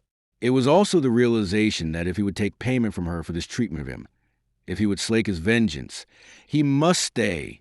One plan had failed him, but his mind was fertile, and he might devise another that might succeed and place John Maria in Rock Leone. Thus should he be amply avenged. She was turning away, having pronounced his banishment, but he sprang after her, and upon his knees he now besought her piteously to hear him yet a while. And she, regretting her already of her harshness, and thinking that perhaps his jealousy he had been scarce responsible for what it said, stood still to hear him. Not that, Madonna, he wailed, his tone suggesting the imminence of tears. Do not send me away. If die I must, let me die here at Rock Leone, helping the defense to my last breath. But do not cast me out to fall into the hands of John Maria. He will hang me for my share in this business. Do not requite me thus. Madonna, you owe me a little, surely. And if I was mad when I talked to you just now, it was love of you that drove me, love of you and suspicion of that man of whom none of us know anything. Madonna, be pitiful a little. Suffer me to remain. She looked down at him, her mind swayed between pity and contempt. Then pity won the day in a wayward but ever gentle heart of Valentina. She bade him rise, and go, Gonzaga, get you to bed, and sleep you into a saner frame of mind. We will forget all this that you have said, so that you never speak of it again, nor this love you say you bear me. The hypocrite caught the hem of her cloak, and bore it to his lips. May God keep your heart ever as pure and noble and forgiving, he murmured brokenly. I know how little I am deserving of your clemency, but I shall repay you, Madonna, he protested, and truly meant it, though not in the sense it seemed. Chapter 21. The Penitent. A week passed peacefully at Rock Leone, so peacefully that it was difficult to conceive that out there in the plains sat John Maria with his 50 men besieging them. This inaction fretted the Count of Aquila, as did the lack of news from Fanfula, and he wondered vaguely what might be taking place at Babiano, that John Maria should be content to sit idly before them, as though he had months at his disposal in which to starve them into yielding. The mystery would have been dispelled had he known that he had Gonzaga to thank for this singular patience of John Maria's. For the courtier had found occasion to send another letter-carrying shaft into the Duke's camp, informing him of how and why the last plot had failed, and urging John Maria to wait and trust in him to devise a better scheme for delivering the castle into his power. He had promised boldly and confidently enough, and John Maria, facts showed, had trusted to that promise of his, and awaited its fulfillment. But tax his mind though he did incessantly, no inspiration came to him. No scheme suggested itself by which he might accomplish his treacherous purpose. He employed the time cunningly to win back Valentina's favor and confidence. On the morning after his stormy interview with Guido Baldo's niece, he had confessed himself to Fra Domenico and approached the sacrament. Every morning thereafter he appeared at Mass, and by the piety and fervor of his devotions became an example to all the others. Now this was not lost on Valentina, who was convent-bred and in a measure devout. She read in this singular alteration of his ways the undoubtable indication of an altered character, that he had approached the sacrament on the morning after his wild words to her. She took to mean that he repented him the viciousness of the animosity he had entertained, that he continued so extremely devout thereafter. She construed into meaning that his repentance was sincere and persistent. And so she came to ask herself whether, indeed, he had not been as much sinned against as sinning. And she ended by assuring herself that in a measure the fault was hers. Seeing him so penitent, and concluding from it that he was not likely to transgress again, she readmitted him to her favor, and, little by little, the old friendly state was reestablished and was a sounder, perhaps by virtue of her confidence that after what had passed he would not again misunderstand her. He did not. Nor did he again allow his optimism and ever-ready vanity to cozen him with false hopes. He read her with exact precision, and whilst the reading but served to embitter him the more and render him more steadfast in his vengeful purpose, it, nevertheless, made him smile the more sweetly and fawn the more obsequiously. And not content with this, he did not limit his sycophancy to Valentina, but sought also by a smiling persistence to ingratiate himself with Francesco. No voice in Rocaglione, not even that of the bully Ercole, was raised more often or more enthusiastically to praise and glorify their provost. Valentina, observing this, and accepting it as another sign of his contrition for the past and purpose of amendment for the future, grew yet more cordial toward him. He was not lacking in astuteness, this pretty Ser Romeo, nor in knowledge of a woman's heart, and the apprehension of the fact that there is no flattery she prefers to that which has for object the man she loves. Thus did Gonzaga conquer the confidence and esteem of all during that peaceful week. He seemed a changed man, and all save Pepe saw in this change a matter for increased trust and friendship towards him. But the astute fool looked on and pondered. Such transformations as these were not effected in a night. He was no believer in any human chrysalis that shall make of the grub of yesterday the butterfly of today. And so, in this fawning, smiling, subservient Gonzaga, he saw nothing but an object of mistrust, a fellow to be watched with the utmost vigilance. To this vigilance the hunchback applied himself with a zeal born of his cordial detestation of the courtier. But Gonzaga, aware of the fool's mistrust and watchfulness, contrived for once to elude him, and to get a letter to John Maria setting forth the ingenious plan he had hatched. The notion had come to him that Sunday at Massachusetts. On all sanctified days, it was Mona Valentina's way to insist that the entire garrison, with the exception of one single sentinel, and this only at Francesco's very earnest urging, should attend the morning service. Like an inspiration, it came to him that such a half-hour as that would be a most opportune season in which to throw open the gates of Rocaglione to the besiegers. The following Wednesday was the feast of Corpus Christi. Then would be his opportunity. Kneeling there, with head bent in ecstatic devotion, he matured his treacherous plan. The single sentry he could suborn, or else, if bribery failed, poniard. He realized that single-handed he might not lower the cumbrous drawbridge, nor would it be wise, even if possible, for the noise of it might give the alarm. But there was the postern. John Maria must instruct him a light, portable bridge, and have it in readiness to span the moat and silently pour his soldiers into the castle through that little gate. And so, the plot matured and every detail clear. He got him to his chamber and penned the letter that was to rejoice the heart of John Maria. He chose a favorable moment to dispatch it, as he had dispatched the former ones, tied about the quarrel of an arbalest, and he saw John Maria's signal, for which the letter had provided, that the plan would be adopted. Humming a gay measure, jubilant at the prospect of seeing himself so amply avenged, Gonzaga passed down and out into the castle gardens to join the ladies in their merrymaking over a game of hoodman blind. Now, however much the Duke of Babiano may have congratulated himself upon the ally he possessed in Gonzaga, and the cunning scheme the latter had devised for placing him in possession of Rocaglione, there came news to him on the morrow that caused him to rejoice 100-fold more fervently. His subjects of Babiano were in a condition approaching open rebellion, resulting from the disquieting rumors that Caesar Borgia was arming at Rome for a descent upon the duchy, and the continued absence of John Maria in such a season, upon a wooing that they deemed ill-timed. A strong party had been formed, and the leaders had nailed upon the palace gates a proclamation that, Unless John Maria returned within 3 days to organize the defense of Babiano, they would oppose him and repair to Aquila to invite his cousin, Francesco del Falco, whose patriotism and military skill were known to all, to assume the crown of Babiano and protect them. At the news, and upon reading the proclamation, which Alvari had brought with him, John Maria flew into one of those fits of rage that made his name a byword in Babiano. Presently, however, he cooled. There was Gonzaga yonder, who had promised to admit him to Roccaleone on Wednesday. That left him time to first possess himself of his reluctant bride, and then ride hard to Babiano, to arrive there before the expiry of the 3 days' grace his subjects gave him. He conferred with Guido Baldo, and urged that a priest should be in waiting to wed them so soon as he should have brought her out of the fortress. Upon that detail, they were within an ace of quarreling.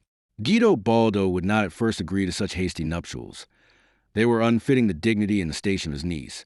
And if John Maria would wed her, he must come to Urbino and let the ceremony be performed by a cardinal. What was it then for John Maria that he mastered his wonted hastiness and curbed the hot, defiant retort that rose to his lips?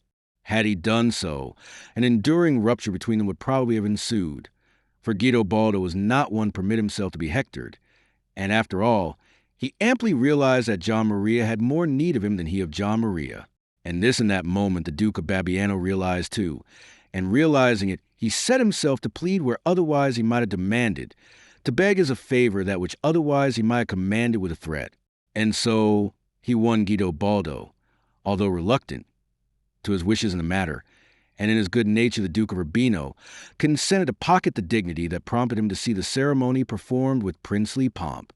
This being settled, John Maria blessed Gonzaga, who rendered it all possible, and came most opportunely to his aid where without him he should have been forced to resort to cannon and bloodshed. With Gonzaga, the only shadow of doubt that remained to mar the perfect certainty of his success lay in his appreciation of Francesco's daring character and resourceful mind. And now, as if the gods were eager to favor him to the very last degree, a strange weapon to combat this was unexpectedly thrust into his hand. It happened that Alvari was not the only messenger who traveled that day to Roccaleone.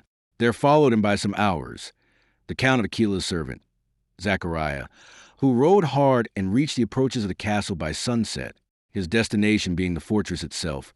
He was forced to wait in the woods until night had fallen, and even then his mission was fraught with peril.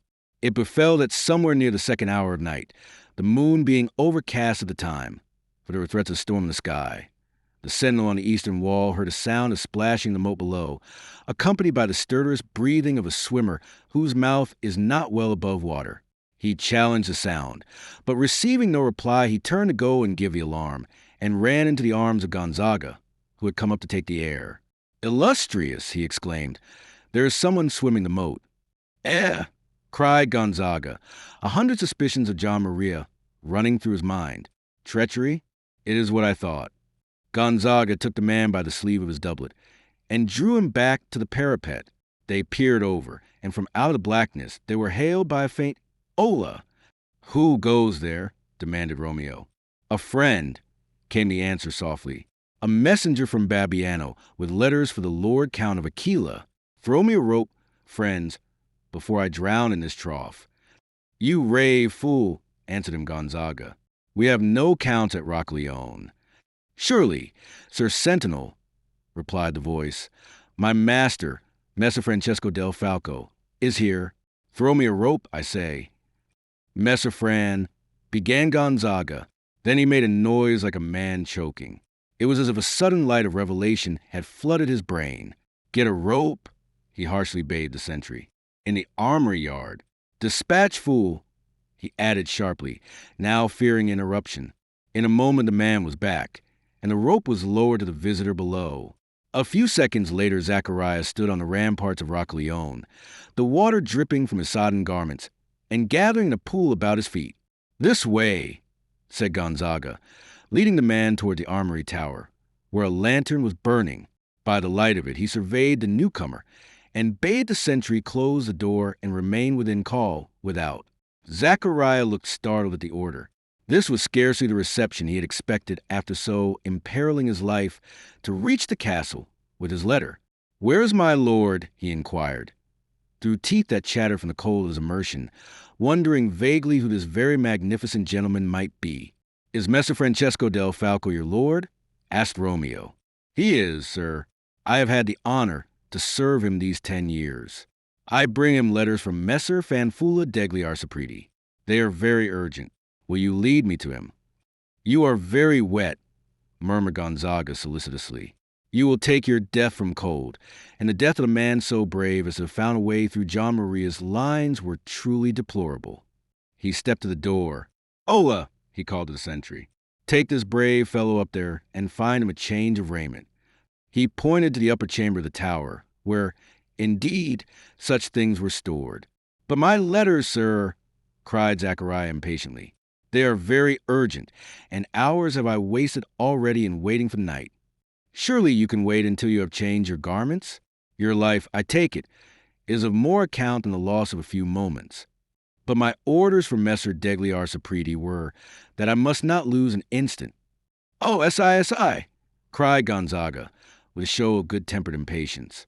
"Give me the letters, and I will take them to the Count while you are stripping those wet clothes." Zachariah eyed him a moment in doubt, but he looked so harmless in his finery, and the expression of his comely face was so winning and honest, that the man's hesitancy faded as soon as it sprang up. Removing his cap, he drew from within the crown the letter, which he had placed there to keep dry. This package he now handed to Gonzaga, who, with a final word of instruction to the sentry touching the finding of raiment for the messenger, stepped out to go his errand. But outside the door he paused, and called the sentry to him again. "Here is a ducat for you," he whispered. "Do my bidding, and you shall have more. Detain him in the tower till I return, and on no account let it be seen or heard by anyone." "Yes, Excellency," the man replied. "But what if the captain comes and finds me absent from my post?" "I will provide for that. I will tell Messer Fortimani that I have employed you on a special matter, and ask him to replace you. You are dispensed sentry duty for tonight." The man bowed and quietly withdrew to attend his prisoner, for in that light he now regarded Zachariah. Gonzaga sought Fortimani in the guardroom below, and did as he had promised the sentry, but snapped Ercole, reddening, "By whose authority have you done this? By what right do you send sentinels on missions of your own? Cristo Santo, is the castle to be invaded while you send my watchman to fetch your comfit box or a book of verses?" "You will remember," began Romeo with an air of overwhelming dignity. "Devil take you and him that sent you," broke in the bully. "The Messer Provost shall hear of this." "On no account," cried Gonzaga, now passing from anger to alarm, and snatching the skirts of Fortimani's cloak as the captain was in the act of going out to execute his threat. "Sir Ercole, be reasonable. I beg of you.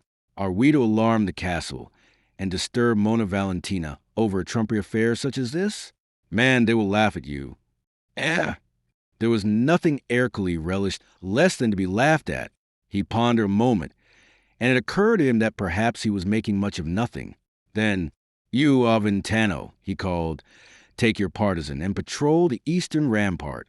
There, Messer Gonzaga, I have obeyed your wishes, but Messer Francesco shall hear of it when he comes his rounds." Gonzaga left him.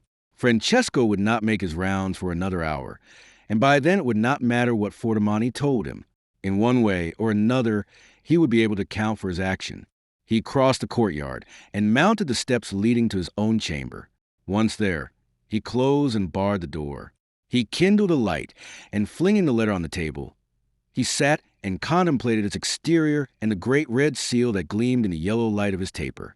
So, this knight-errant, this man whom he had accounted a low-born hind, was none other than the famous Count of Aquila, the well-beloved of the people of Babiano, the beau ideal of all military folk from Sicily to the Alps. And he had never suspected it. Dull-witted did he now account himself. Enough descriptions had he heard of that famous Condottiero, that mirror of Italian chivalry. He might have known that there did not live two men of such commanding ways as he had seen instanced at Rocaglione. What was his object there? Was it love of Valentina, or was it... He paused. As in his mind, he made a swift review of the politics of Babiano. A sudden possibility occurred to him that made his eyes sparkle and his hands tremble with eagerness. Was this but a political scheme to undermine his cousin's throne, to which Gonzaga had heard it rumored that Francesco del Falco was an aspirant? If it were so, what a vengeance would be as to unmask him. How it must humble Valentina. The letter lay before him. Within it the true facts would be disclosed. What did his friend Fanfula write him? He took the letter up and made a close inspection of the seal. Then softly, quietly, slowly he drew his dagger. If his suspicions were unfounded, his dagger, heated in the taper, should afford him a means to conceal the fact that he had tampered with that missive. He slipped his blade under the seal and worked it cautiously until it came up and set the letter open. He unfolded it, and as he read, his eyes dilated. He seemed to crouch on his chair, and the hand that held the paper shook. He drew the candle nearer, and shading his eyes, he read it again, word for word. My dear Lord Count, I have delayed writing until the time when the signs I observe should become more definite, as they have now done, so that I may delay no longer. This, then, goes by the hand of Zachariah, to tell you that today has word been sent John Maria, giving him 3 days in which to return to Babiano, or to abandon all hope of his crown, of which the people will send the offer then to you at Aquila, where you are believed to be. So now, my dear lord, you have the tyrant at your mercy, tossed between Scylla and Charybdis. Yours it is to resolve how you will act. But I rejoice in being the one to send you word that your presence at Rocaglione and your stubborn defense of the fortress has not been vain, and that presently you are to reap the well-earned reward of it. The people have been stirred to this extreme action by the confusion prevailing here. News has reached us that Caesar Borgia is arming at Rome a condata to invade Babiano, and the people are exasperated at John Maria's continued absence in such a season. They are short-sighted in this, for they overlook the results that must attend the alliance with Urbino. May God protect and prosper your excellency, whose most devoted servant is Fanfula Degliero Apriti. Chapter 22. A Revelation. Francesco, said Valentina, and the name came from her lips as if it were an endearment. Why that frowning, careworn look? They were in the dining room alone, where the others had left them, and they were still seated at the table at which they had supped. Francesco raised his dark, thoughtful eyes, and as they lighted now on Valentina, the thoughtfulness that was in them gave place to tenderness. I am fretted by this lack of news, he acknowledged. I would I knew what is being done in Babiano. I had thought that ere now Caesar Borgia had stirred John Maria's subjects into some manner of action. I would I knew. She rose, and coming close to him, she stood with one hand resting upon his shoulder, her eyes smiling down upon his upturned face. And shall such a trifle fret you, you who professed a week ago that you would this siege might last forever? Account me not fickle, anima mia, he answered her, and he kissed the ivory fingers that rested on his shoulder. For that was before the world changed for me at the magic of your bidding. And so, he repeated, I would I knew what is toward at Babiano. But why sigh over a wish so idle? She exclaimed.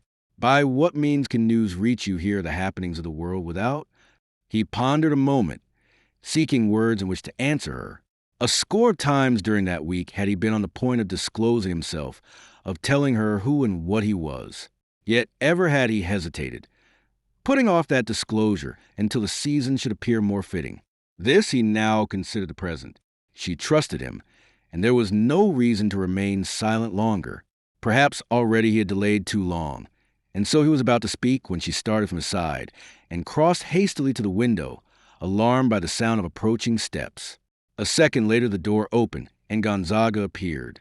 A moment he hesitated in the doorway, looking from one to the other, and Francesco, lazily regarding him in his turn, noted that his cheeks were pale and that his eyes glittered like those of a man with the fever. Then he stepped forward, and, leaving the door open behind him, he advanced into the room. Monna Valentina, I have something to communicate to you. His voice shook slightly. Messer, Francesco, will you give us leave? And his feverish eyes moved to the open door with an eloquence that asked no words. Francesco rose slowly, endeavoring to repress his surprise, and glanced across at Valentina, as if awaiting her confirmation or refusal of this request that he should leave them. A communication for me? She marveled, a slight frown drawing her brows together. Of what nature, sir? Of a nature as important as it is private. She raised her chin, and with a patient smile she seemed to beg of Francesco that he would suffer her to humor this mood of Gonzaga's. In quick obedience, Francesco inclined his head. "I shall be in my chamber until the hour of my rounds, Madonna," he announced, and with that took his departure. Gonzaga tended him to the door, which he closed after him, and composing his features to an expression of sorrowing indignation, he came back and stood facing Valentina across the table. "Madonna," he said, "I would to heaven this communication I have to make to you came from other lips. In the light of what has passed here at Rockleone, through my folly, you may think my mission charged with vindictiveness." Perplexity stared at him from her eyes. "You fill me with alarm, my good Gonzaga," she answered him, though smiling. "Alas, it has fallen to my unfortunate lot to do more than that. I have made the discovery of as foul a piece of treachery here in your fortress as ever traitor hatched." She looked at him more seriously now. The vehemence of his tone and the suggestion of sorrow that ran through it and gave it so frank an accent commanded her attention. "Treachery," she echoed in a low voice, her eyes dilating. "And from whom?" He hesitated a moment, then waving his hand. "Will you not sit, Madonna?" he suggested nervously. Mechanically, she seated herself at the table, her eyes ever on his face, alarm spreading in her heart, born of suspense. "Be seated too," she bade him, "and tell me." He drew up a chair, sat down opposite to her, and taking a deep breath, "Heard you ever the Count of Aquila?" he inquired. "It were odd if I had not. The most valiant knight in Italy, fame dubs him." His eyes were intently on her face, and what he saw there satisfied him. "You know how he stands with the people of Babiano?" "I know that he is beloved of them." "And do you know that he is a pretender to the throne of Babiano? You will remember that he is cousin to John Maria. His relationship to John Maria I know. That he pretends to the throne of Babiano, I was not aware. But whither are we straying?" "We are not straying, Madonna," answered Gonzaga. "We are making a straight line for the very heart and soul of this treachery I spoke of. Would you believe me if I told you that here, in Rockleone, we have an agent of the Count of Aquila, one who in the Count's interest is protracting this siege with pretended aim of driving John Maria off?" Gonzaga, she began, more than half guessing the drift of his explanation, but he interrupted her with unusual brusqueness. "Wait, Madonna," he cried, his eyes upon her face, his hand imperiously raised. "Hear me out in patience. I am not talking idly. Of what I tell you, I am armed with proof and witness. Such an agent of the Count's interest we have among us, and his true object in protracting this siege, and encouraging and aiding you in your resistance, is to outwear the patience of the people of Babiano with John Maria, and drive in the hour of their approaching peril from Caesar Borgia's armies to bestow the throne on Aquila." "Where learnt you this foul lie?" she asked him, her cheeks crimson, her eyes on fire. "Madonna," he said in a patient voice, "this that you call a lie is already an accomplished fact. I am not laying before you the fruits of idle speculation. I have upon me the most positive proof that such a result as was hoped for has already been reached. John Maria has received from his subjects a notification that unless he is in his capital within 3 days from this, they will invest the lord of Aquila with the ducal crown." She rose, her anger well controlled, her voice calm. "Where is this proof?" No, I don't need to see it. "Whatever it is, what shall it prove to me?" "That your words, in so far as the politics of Babiano are concerned, may be true. Our resistance of John Maria may indeed be losing him his throne, and doing good service to the cause of the Count of Aquila. But how shall all this prove that lie of yours, that Messer Francesco? For it is clearly of him you speak. That Messer Francesco should be this agent of the Count's? It is a lie, Gonzaga, for which you shall be punished as you deserve." She ceased and stood awaiting his reply, and as she watched him, his calm demeanor struck a chill into her heart. He was so confident, so full of assurance, and that in Gonzaga she had learned to know him in a strong bulwark twixt himself and danger. He sighed profoundly. "Madonna, these cruel words of yours do not wound me, since they are no more than I expected.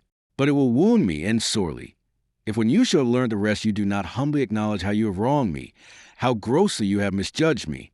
You think I come to you with evil in my heart, urged by a spirit of vindictiveness against Messer Francesco. Instead, I come to you with nothing but profound sorrow that mine must be the voice to disillusion you, and a deep indignation against him that has so foully used you to his own ends. Wait, Madonna, in a measure you are right.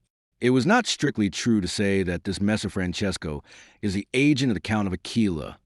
Ah, you are recanting already. Only a little, an insignificant little. He is no agent because... He hesitated and glanced swiftly up. Then he sighed, lowered his voice, and with consummately simulated sorrow, he concluded because he is himself Francesco del Falco, Count of Aquila. She swayed a moment, and the color died from her cheeks, leaving them ivory pale. She leaned heavily against the table and turned over in her mind what she had heard. And then, as suddenly as it had gone, the blood rushed back into her face, mounting to her very temples. "It's a lie," she blazed at him, "a lie for which you shall be whipped." He shrugged his shoulders and cast Francesco's letter onto the table. "There, Madonna, is something that will prove all that I have said." She eyed the paper coldly. Her first impulse was to call Fortimani and carry out her threat of having Gonzaga whipped, refusing so much as to see this thing that he so confidently termed proof. But it may be that his confidence wrought upon her, touching a chord of feminine curiosity. That he was wrong she never doubted, but that he believed himself right she was also assured, and she wondered what this thing might be that had so convinced him. Still she did not touch it, but asked in an indifferent voice, "What is it?" "A letter that was brought hither tonight by a man who swam the moat, and whom I have ordered to be detained in the Armory Tower. It is from Fanfula degli Arsapriti, to the Count of Aquila. If your memory will bear you back to a certain day at Aquasparta, you may recall that Fanfula was the name of a very gallant cavalier who addressed as Messer Francesco with marked respect." She took that backward mental glance. He bade her, and remembered.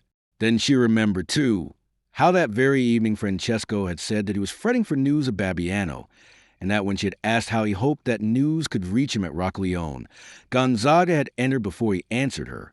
Indeed, he had seemed to hesitate upon that answer. A sudden chill encompassed her at that reflection. Oh, it was impossible, absurd. And yet she took the letter from the table. With knit brows she read it, whilst Gonzaga watched her, scarce able to keep the satisfaction from gleaming in his eyes. She read it slowly, and as she read her face grew deathly pale. When she had finished, she stood silent for a long minute, her eyes upon the signature and her mind harking back to what Gonzaga had said, and drawing comparison between that and such things as had been done and uttered, and nowhere did she find the slightest gleam of that discrepancy which so ardently she sought. It was as if a hand were crushing the heart in her bosom. This man whom she had trusted, this peerless champion of her cause, to be nothing but a self-seeker, an intriguer who, to advance his own ends, had made a pawn of her. She thought of how for a moment he had held her in his arms and kissed her, and at that her whole soul revolted against the notion that here was no more than treachery. "It's all a plot against him," she cried, her cheek scarlet again. "It's an infamous thing of your devising, Messer Gonzaga, an odious lie. Madonna, the man that brought the letter is still detained. Confront him with Messer Francesco, or apply the question to him, and learn his master's true name and station. As for the rest, if that letter is insufficient proof for you, I beg that you will look back at facts. Why should he lie to you and say that his name was Francesco Franceschi? Why should he have urged you, against all reason, to remain here when he brought you news that John Maria was advancing? Surely had he but sought to serve you, he had better accomplish this by placing his own castle of Aquila at your disposal, and leaving here an empty nest for John Maria, as I urged." She sank to a chair, a fever in her mind. "I tell you, Madonna, there is no mistake. What I have said is true. Another 3 days would he have held John Maria here, whilst if you gave him that letter, it is odds he would slip away in the night of tomorrow, that he might be in Babiano on the 3rd day to take the throne his cousin treats so lightly. Sainted God," he cried out, "I think this is the most diabolically treacherous plot that ever mind of man conceived and human heartlessness executed. But, she faltered, all this is presupposing that Messer Francesco is indeed the Count of Aquila. May it not be that this letter was meant for some other destination? Will you confront this messenger with the Count?" "With the Count?" she inquired dully. With Messer Francesco, you mean? She shuddered, and with strange inconsistence, "No," she said, in a choking voice, her lip twisting oddly at the corner. "I do not wish to see his face again." A light gleamed in Gonzaga's eye, and was extinguished on the instant. "Best make certain," he suggested, rising. "I have ordered Fortimani to bring Lanciato here. He will be waiting now without. Shall I admit them?" She nodded without speaking, and Gonzaga opened the door and called Fortimani. A voice answered him from the gloom of the banqueting hall. "Bring Lanciato here," he commanded.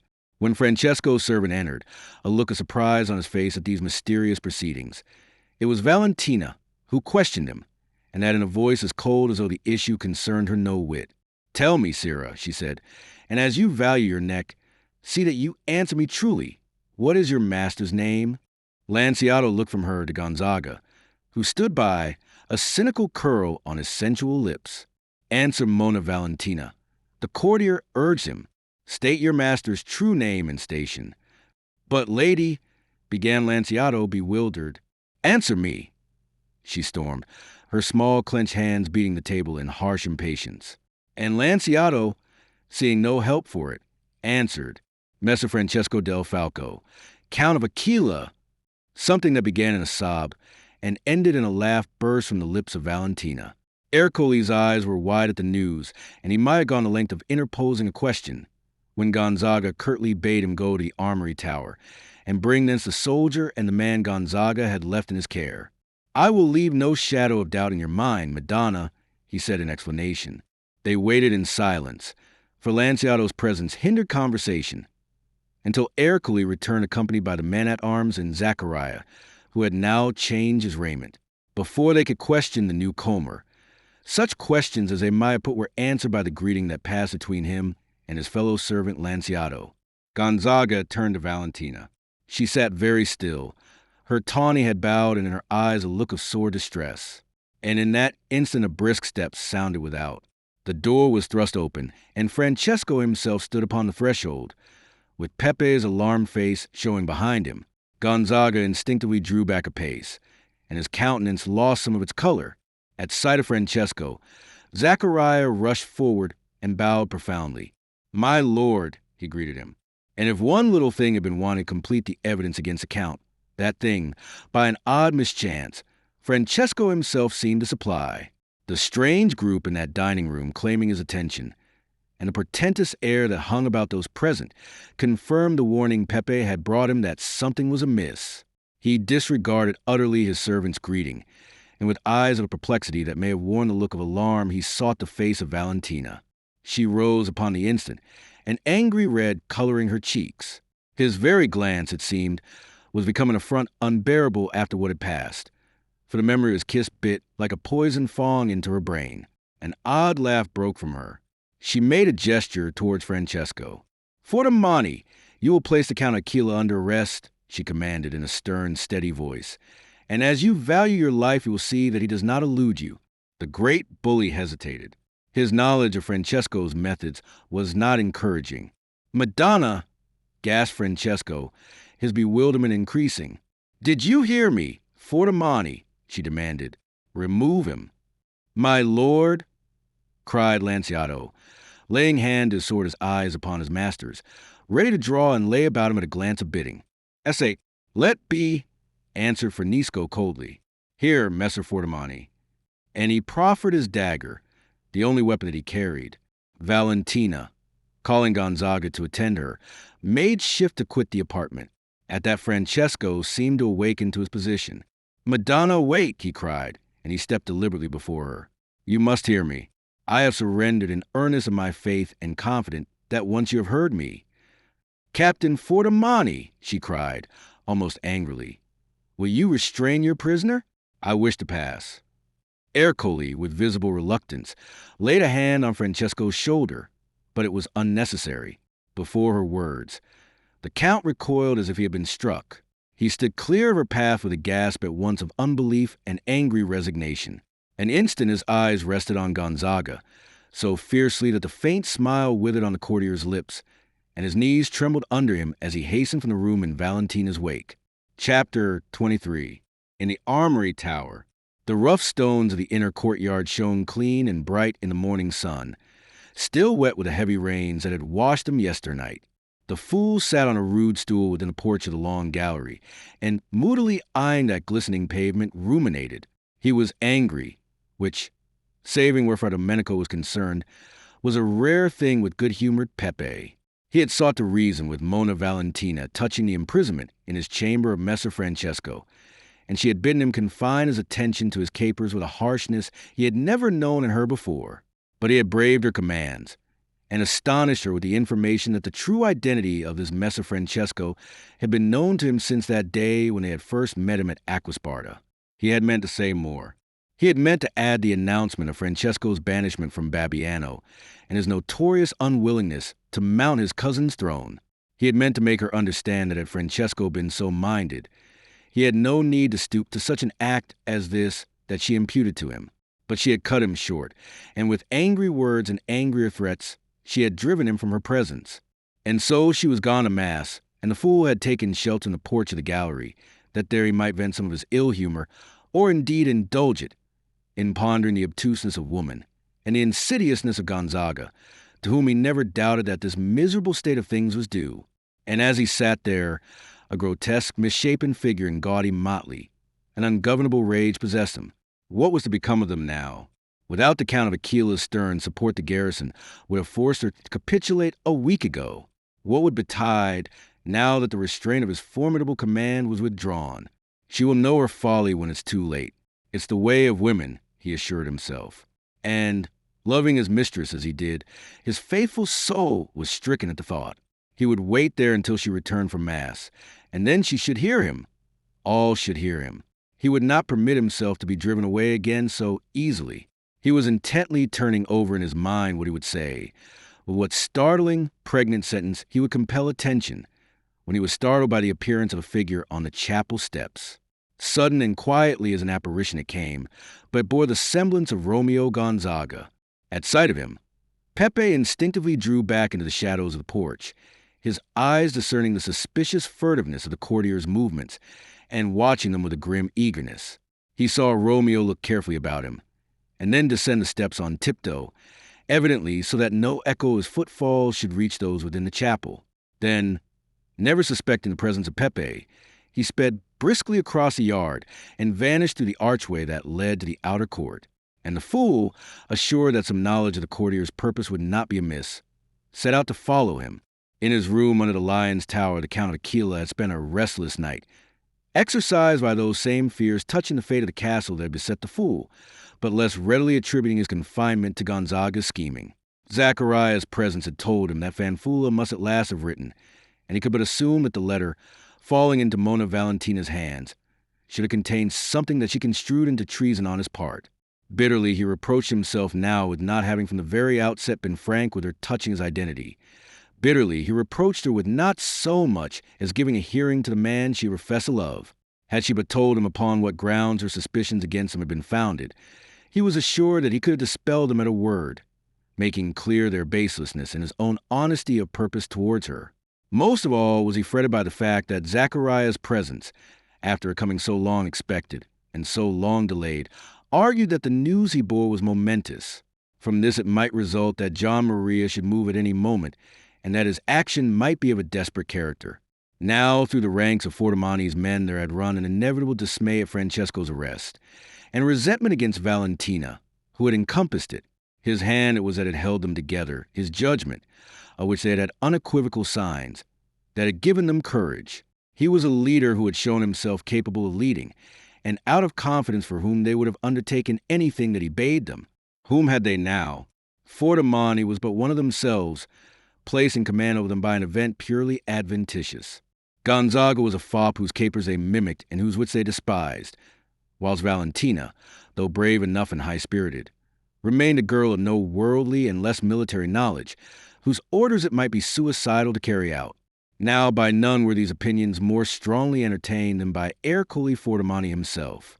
Never had he performed anything with greater reluctance than the apprehension of Francesco, and when he thought what was likely to follow, his consternation knew no bounds.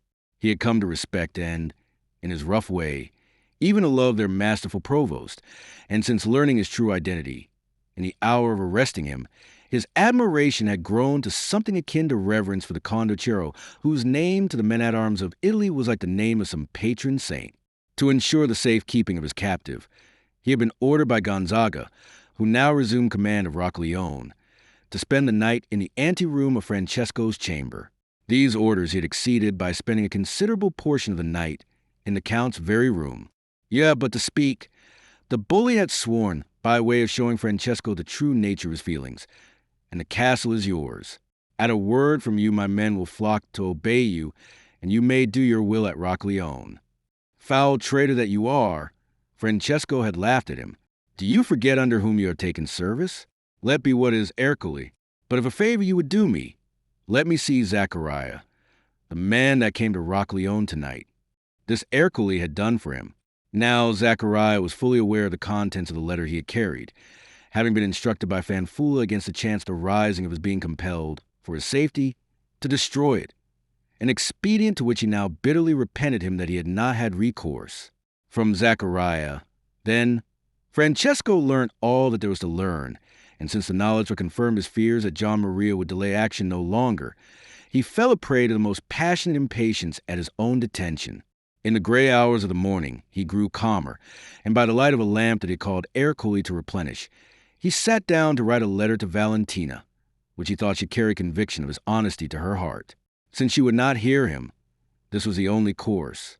At the end of an hour, his moribund light grown yellow now that the sun was risen, his letter was accomplished, and he summoned Ercole again to charge him to deliver it at once to Monna Valentina. I shall await a return from chapel, answered Ercole. He took the letter and departed. As he emerged into the courtyard, he was startled to see the fool dash towards him, gasping for breath, and with excitement in every line of his quaint face. Quickly, Ercole. Pepe enjoined him. Come with me. Devil take you, spawn of Satan whither? Growled the soldier. I will tell you as we go. We have not a moment to spare. There is treachery afoot, Gonzaga. He gasped and ended desperately. Will you come? Fortimani needed no second bidding. The chance of catching pretty Messer Romeo at a treachery was too sweet a lure. Snorting and puffing, for hard drinking had sorely impaired his wind, the great captain hurried the fool along, listening as they went to the gasps in which he brought out his story. It was not much, after all. Pepe had seen Messer Gonzaga repair to the armory tower. Through an arrow slit he had watched him take down and examine an arbalest, place on the table, and sit down to write. Well, demanded Ercole. What else? Naught else. That is all, answered the hunchback. Heaven and hell, roared the swashbuckler, coming to a standstill and glowering down upon his impatient companion. And you have made me run for this? And is it not enough? Retorted Pepe testily. Will you come on? Not a foot farther, returned the captain, getting very angry. Is this a miserable jest? What of the treachery you spoke of? A letter and an arbalest, panted the maddened Pepe, grimacing horribly at this delay. God, was there ever such a fool? Does this mean nothing to that thick, empty thing you call a head? Have you forgotten how Gian Maria's offer of 1,000 florins came to Rocaglione? On an arbalest quarrel? Stupid. Come on, I say, and afterwards you shall have my motley, the only livery you have a right to wear. In the shock of enlightenment, Ercole forgot to cuff the jester for his insolence, and allowed himself once more to be hurried along, across the outer court, and up the steps that led to the battlements. You think, he began. I think you had best tread more softly, snapped the fool under his breath, and control that thunderous wheeze, if you would surprise Ser Romeo. Ercole accepted the hint, meek as a lamb, and leaving the fool behind him on the steps, he went softly up and approached the armory tower. Peering cautiously through the arrow slit and favored by the fact that Gonzaga's back was towards him, he saw that he was no more than in time. The courtier was bending down, and by the creaking sound that reached him, Ercole guessed his occupation to be the winding of the arbalest string. On the table at his side lay a quarrel swathed in a sheet of paper. Swiftly and silently Ercole moved round the tower, and the next instant he had pushed open the unfastened door and entered. A scream of terror greeted him, and a very startled face was turned upon him by Gonzaga, who instantly sprang upright. Then, Seeing who it was, the courtier's face reassumed some of its normal composure, but his glance was uneasy and his cheek pale. "Sant idio," he gasped. "You startled me, Ercole. I did not hear you coming." And now something in the bully's face heightened the alarm in Gonzaga. He still made an effort at self-control, as planting himself between Ercole and the table, so as to screen the telltale shaft. He asked him what he sought there. "That letter you have written John Maria," was a gruff, uncompromising answer, for Ercole reeked nothing of diplomatic issues. Gonzaga's mouth jerked itself open, and his upper lip shuddered against his teeth. "What? Wah!" "Give me that letter," Ercole insisted, now advancing upon him, and wearing an air of ferocity that drove back into Gonzaga's throat such resentful words as he bethought him of. Then, like an animal at bay, and even a rat will assert itself then, he swung aloft the heavy arbalest he held and stood barring Ercole's way. "Stand back," he cried, "or by God and his saints, I'll beat your brains out." There was a guttural laugh from the swashbuckler, and then his arms were round Gonzaga's shapely waist, and the popinjay was lifted from his feet. Viciously he brought down the crossbow as he had threatened, but it smote the empty air. The next instant Gonzaga was hurtled, bruised, into a corner of the tower, in a rage so great that he felt it draining him of his very strength and choking the breath in his body. He made a movement to rise and fling himself again upon his aggressor, but Fortimani was down upon him, and for all his struggles contrived to turn him over on his face, twisting his arms behind him and making them fast with a belt that lay at hand. "Lie still, you scorpion," growled the ruffler, breathing hard from his exertions. He rose, took the shaft with the letter tied about it, read the superscription, "To the high and mighty Lord John Maria Sforza," and with a chuckle of mingled relish and scorn he was gone, locking the door. Left alone, Gonzaga lay face downward where he had been flung, able to do little more than groan and sweat in the extremity of his despair, whilst he awaited the coming of those who would probably make an end of him. Not even from Valentina could he hope for mercy. So incriminating was the note he had penned. His letter was to enjoin the Duke to hold his men in readiness at the hour of the Angelus next morning, and to wait until Gonzaga should wave a handkerchief from the battlements. At that he was to advance immediately to the postern, which he would find open, and the rest, Gonzaga promised him, would be easy. He would take the whole garrison at their prayers and weaponless. When Francesco read it, a light leapt to his eye and an oath to his lips, but neither glance nor oath were of execration, as Ercole stood expecting. A sudden idea flashed through the Count's mind, so strange and humorous, and yet so full of promise of easy accomplishment, that he burst into a laugh. "Now may God bless this fool for the most opportune of traitors," he exclaimed, in surprise at which Fortimani's mouth fell open, and the eyes of Pepe grew very round. "Ercole, my friend, here is a bait to trap that lout my cousin, such as I could never devise myself."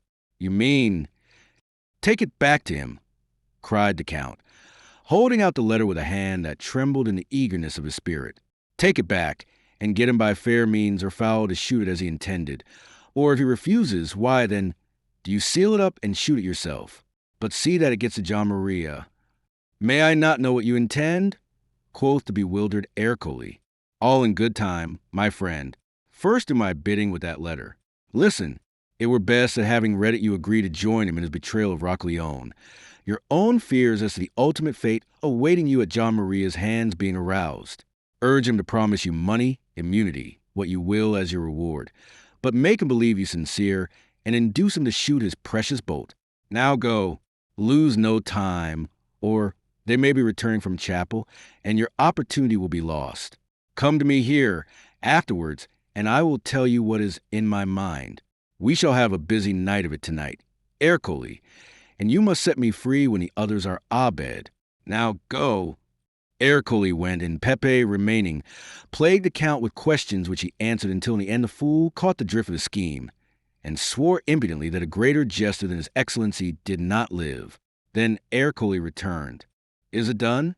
Has the letter gone?" cried Francesco. Fortimani nodded. "We are sworn brothers in this business. He and I." He added a line to his note to say that it gained my cooperation, and that, therefore, immunity was expected from me too. "You have done well, Ercole." Francesco applauded him. "Now return me the letter I gave you for Mona Valentina." There is no longer the need for it. But return to me tonight toward the fourth hour, when all are abed, and bring with you my men, Lanciato and Zachariah. Chapter 24. The Interrupted Mass. The morning of that Wednesday of Corpus Christi, fateful to all concerned in this chronicle, dawned misty and gray, and the air was chilled by the wind that blew from the sea. The chapel bell tinkled out its summons, and the garrison trooped faithfully to Mass. Presently came Mona Valentina, followed by her ladies, her pages, and lastly, Pepe, wearing under his thin mask of piety an air of eager anxiety and unrest.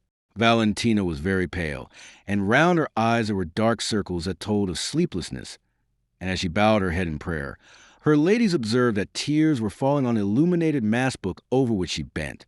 And now came Fra Domenico from the sacristy in the white chasuble that the church ordains for the Corpus Christi feast, followed by a page in a clerkly gown of black, and the mass commenced.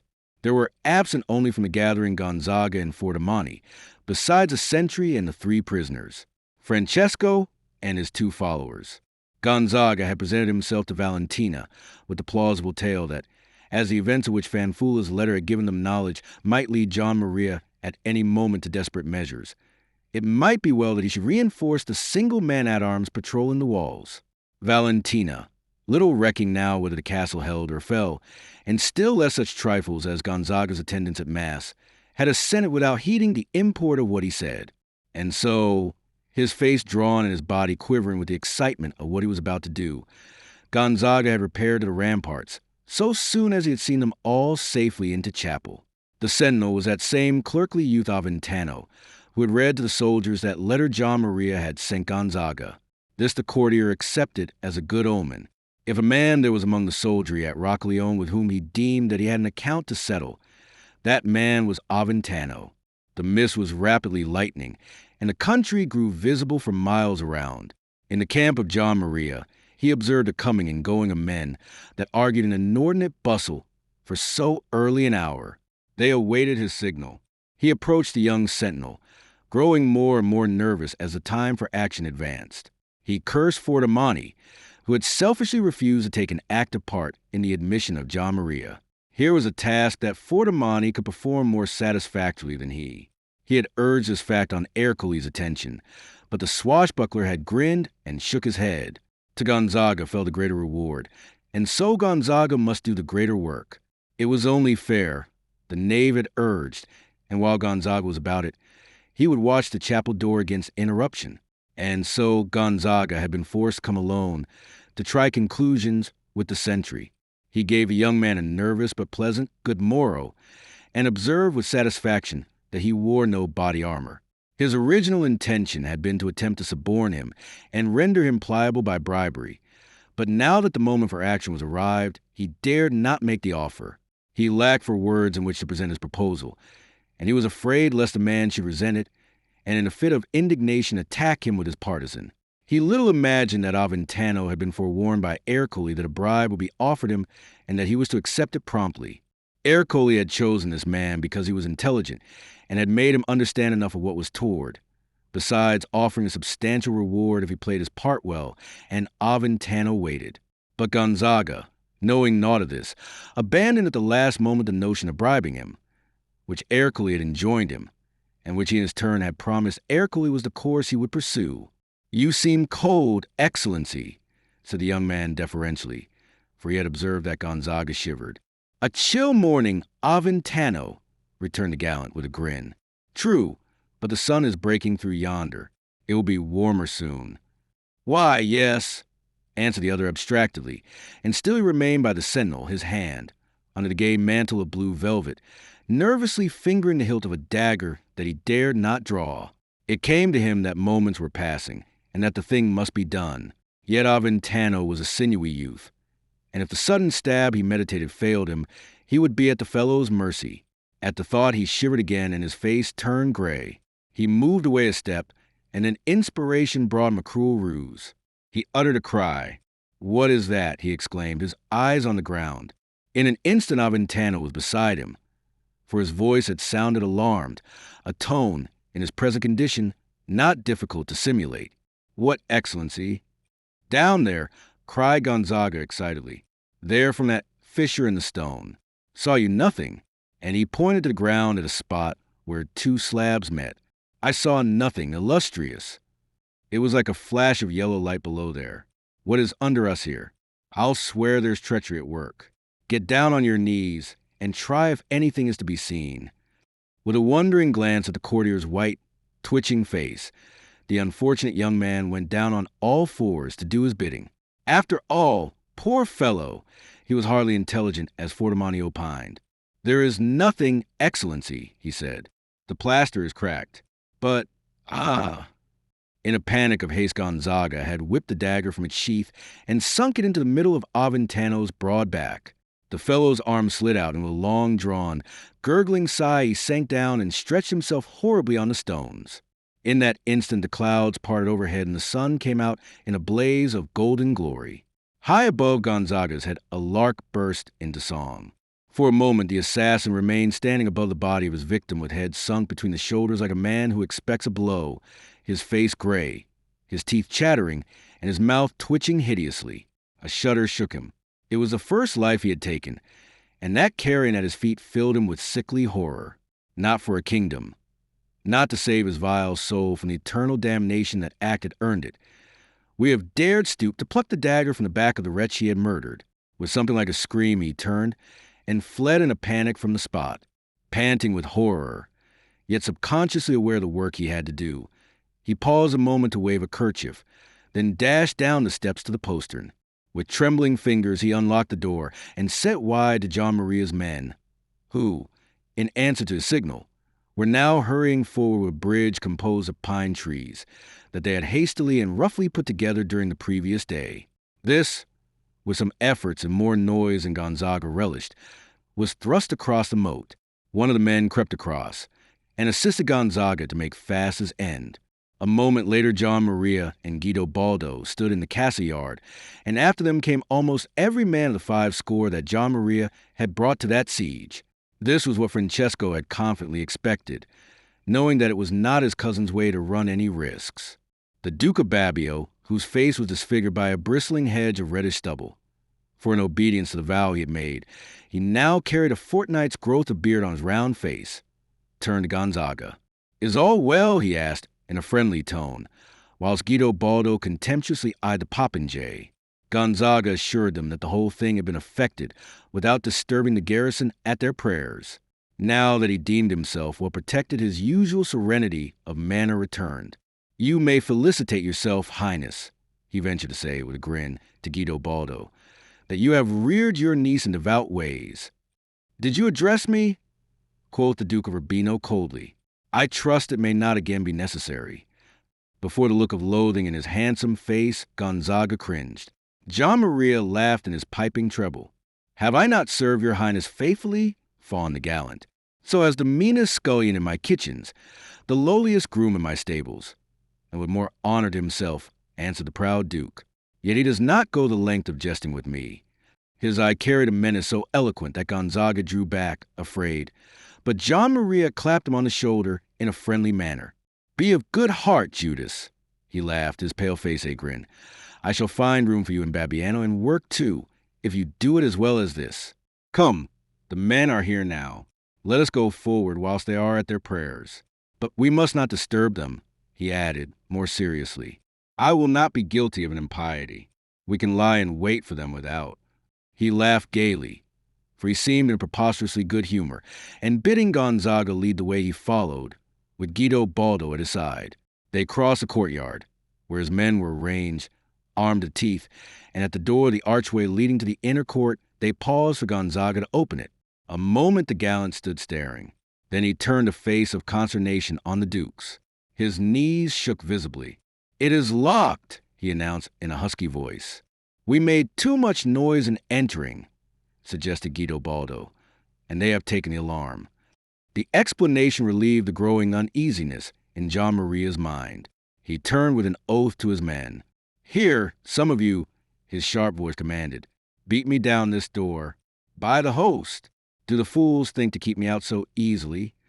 The door was broken down, and they advanced, but only some half-dozen paces, for at the end of that short gallery they found a second door barring their progress. Through this, too, they broke, John Maria fiercely blaspheming at the delay. Yet when it was done, he was none so eager to lead the way. In the second courtyard, he deemed it extremely probable that they should find Valentina's soldiers awaiting them. So, bidding his men pass on, he remained behind with Guido Baldo until he heard word that the inner court was likewise empty. And now the entire 100 of his followers were assembled there to overpower the 20 that served Mona Valentina. And Guido Baldo, despite John Maria's scruples, strode coolly forward to the chapel door. Within, the chapel mass had started. Fra Domenico at the foot of the altar had pattered through Confiteor. His deep voice responded by the soprano of the ministering page. The Kyrie was being uttered when the attention of the congregation was attracted by the sound of steps approaching the chapel door to the accompaniment of an ominous clank of steel.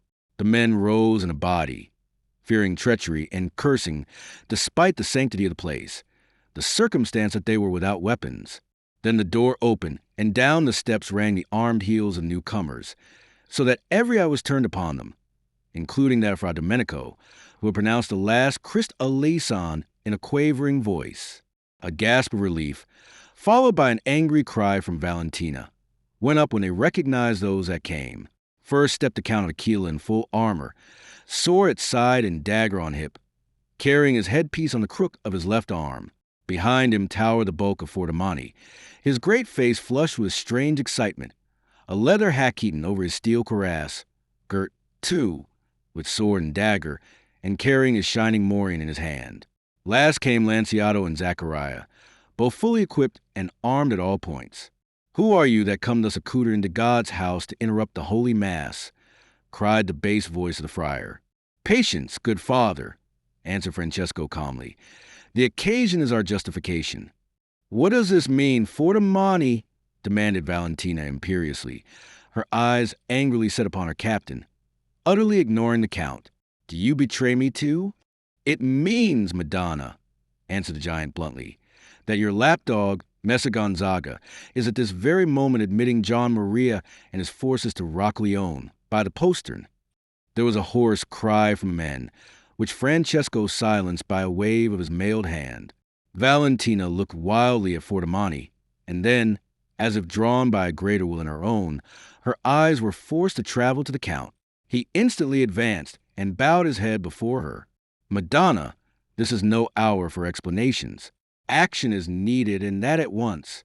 I was wrong in not disclosing my identity to you before you discovered it by such unfortunate means, and with the assistance of the only traitor Roccaleone has harbored, Romeo Gonzaga, who, as Fordomani has just told you, is at this moment admitting my cousin and your uncle to the castle, but that my object was ever other than to serve you, or that I sought, as was represented to you, to turn this siege to my own political profit, that, Madonna, I implore you in your own interest to believe untrue."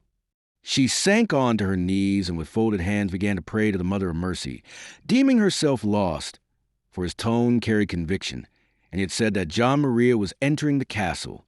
"Madonna," he cried, touching her lightly on the shoulder, "let your prayers wait until they can be a thanksgiving. Listen, by the vigilance of Pepe there, who, good soul that he is, never lost faith in me or deemed me a dastard. We were informed last night, Fordomani and I, of this that Gonzaga was preparing, and we have made our plans and prepared the ground. When John Maria's soldiers enter, they will find the outer doors barred and locked, and we shall gain a little time while they break through them. My men, as you will observe, are even now barring the door of the chapel to impose a further obstacle. Now, while they are thus engaged, we must act. Briefly, then, if you will trust us, we will bear you out of this, for we four have worked through the night to some purpose." She looked at him through a film of tears, her face drawn and startled. Then she put her hands to her brow in a gesture of bewildered helplessness. "But they will follow us," she complained. "Not so," he answered, smiling. "For that, too, have we provided. Come, Madonna, time presses." A long moment she looked at him, then brushing aside the tears that dimmed her sight, she set a hand on either of his shoulders and stood so, before them all, gazing up into his calm face. "How shall I know that what you say is true, that I may trust you?" she asked, but her voice was not the voice of one that demands an overwhelming proof ere she will believe. By my honor and my knighthood, he answered, in a ringing voice, I make oath here, at the foot of God's altar, that my purpose, my only purpose, has been, is, and shall be to serve you, Mona Valentina. I believe you, she cried, to sob a moment later. Forgive me, Francesco, and may God, too, forgive my lack of faith in you. He softly breathed her name in such sweet accents that a happy peace pervaded her, and the bright courage shone in her brown eyes. Come, sirs, he cried now, with a sudden briskness that startled them into feverish obedience. You, Fra Domenico, cut off your sacerdotals, and gird high your habit. There is climbing for you. Here, a couple of you, move aside that altar step. My men and I have spent the night in loosening its old hinges. They raised the slab. In the gap beneath it was disclosed a flight of steps leading down to the dungeons and cellars of Roccaleone. Down this they went in haste, but in good order, marshaled by Francesco. And when the last had passed down, he and Lanciato, aided by others below, who had seized a rope that had lowered them, replaced the slab from underneath, so that no trace should remain of the way by which they had come. A poster had been unbarred below by Fordomani, who had led the way with a half-dozen of the men, and a huge scaling ladder that lay in readiness in that subterranean gallery was rushed out across the moat, which at this point was a roaring torrent. Fordomani was the first to descend that sloping bridge, and upon reaching the ground he made fast the lower end. Next went a dozen men at Francesco's bidding, armed with the pikes that had been left overnight in the gallery. At a word command, they slipped quietly away. Then came the women, and lastly, the remainder of the men. Of the enemy, they caught no glimpse, not so much as a sentry, for every one of John Maria's men had been pressed into the investment of the castle. Thus they emerged from Roccaleone, and made their way down that rough bridge into the pleasant meadows to the south. Already Fordomani and his dozen men had disappeared at the trot, making for the front of the castle, when Francesco stepped last upon the bridge, and closed the postern after him. Then he glided rapidly to the ground, and with the assistance of a dozen ready hands, he dragged away the scaling ladder. They carried it some yards from the brink of the torrent, and deposited it in the meadow. With a laugh of purest relish, Francesco stepped to Valentina's side. It will exercise their minds to discover how we got out, he cried, and they will be forced to the conclusion that we are angels all, with wings beneath our armor. We have not left them a single ladder or a strand of rope in Roccaleone by which to attempt to follow us, even if they discover how we came. But come, Valentina mia, the comedy is not finished yet. Already Fordomani will have removed the bridge by which they entered, and engaged such few men as may have been left behind. And we have the high and mighty John Maria in the tightest trap that was ever fashioned. Chapter 25. The Capitulation of Roccaleone. In the sunshine of that bright May morning, Francesco and his men went merrily to work to possess themselves of the ducal camp. And the first business of the day was to arm those soldiers who had come out unarmed. Of weapons there was no lack, and to these they helped themselves in liberal fashion, whilst here and there a man would pause to don a haubergeon or press a steel cap on his head. 3 sentries only had been left to guard the tents, and of these Fordomani and a couple of his men had made prisoners, whilst the others were removing the bridge by which the invaders had entered. And now beneath the open postern by the drawbridge gaped a surging torrent that no man would have the hardihood to attempt to swim. In that opening, presently, appeared John Maria, his face red for once, and behind him a clamoring crowd of men-at-arms who shared their master's rage at the manner in which they had been trapped. At the rear of the tents Valentina and her ladies awaited the issue of the parley that now seemed toward. The bulk of the men were busy at John Maria's cannons, and under Francesco's supervision, they were training them upon the drawbridge. From the castle, a mighty shout went up.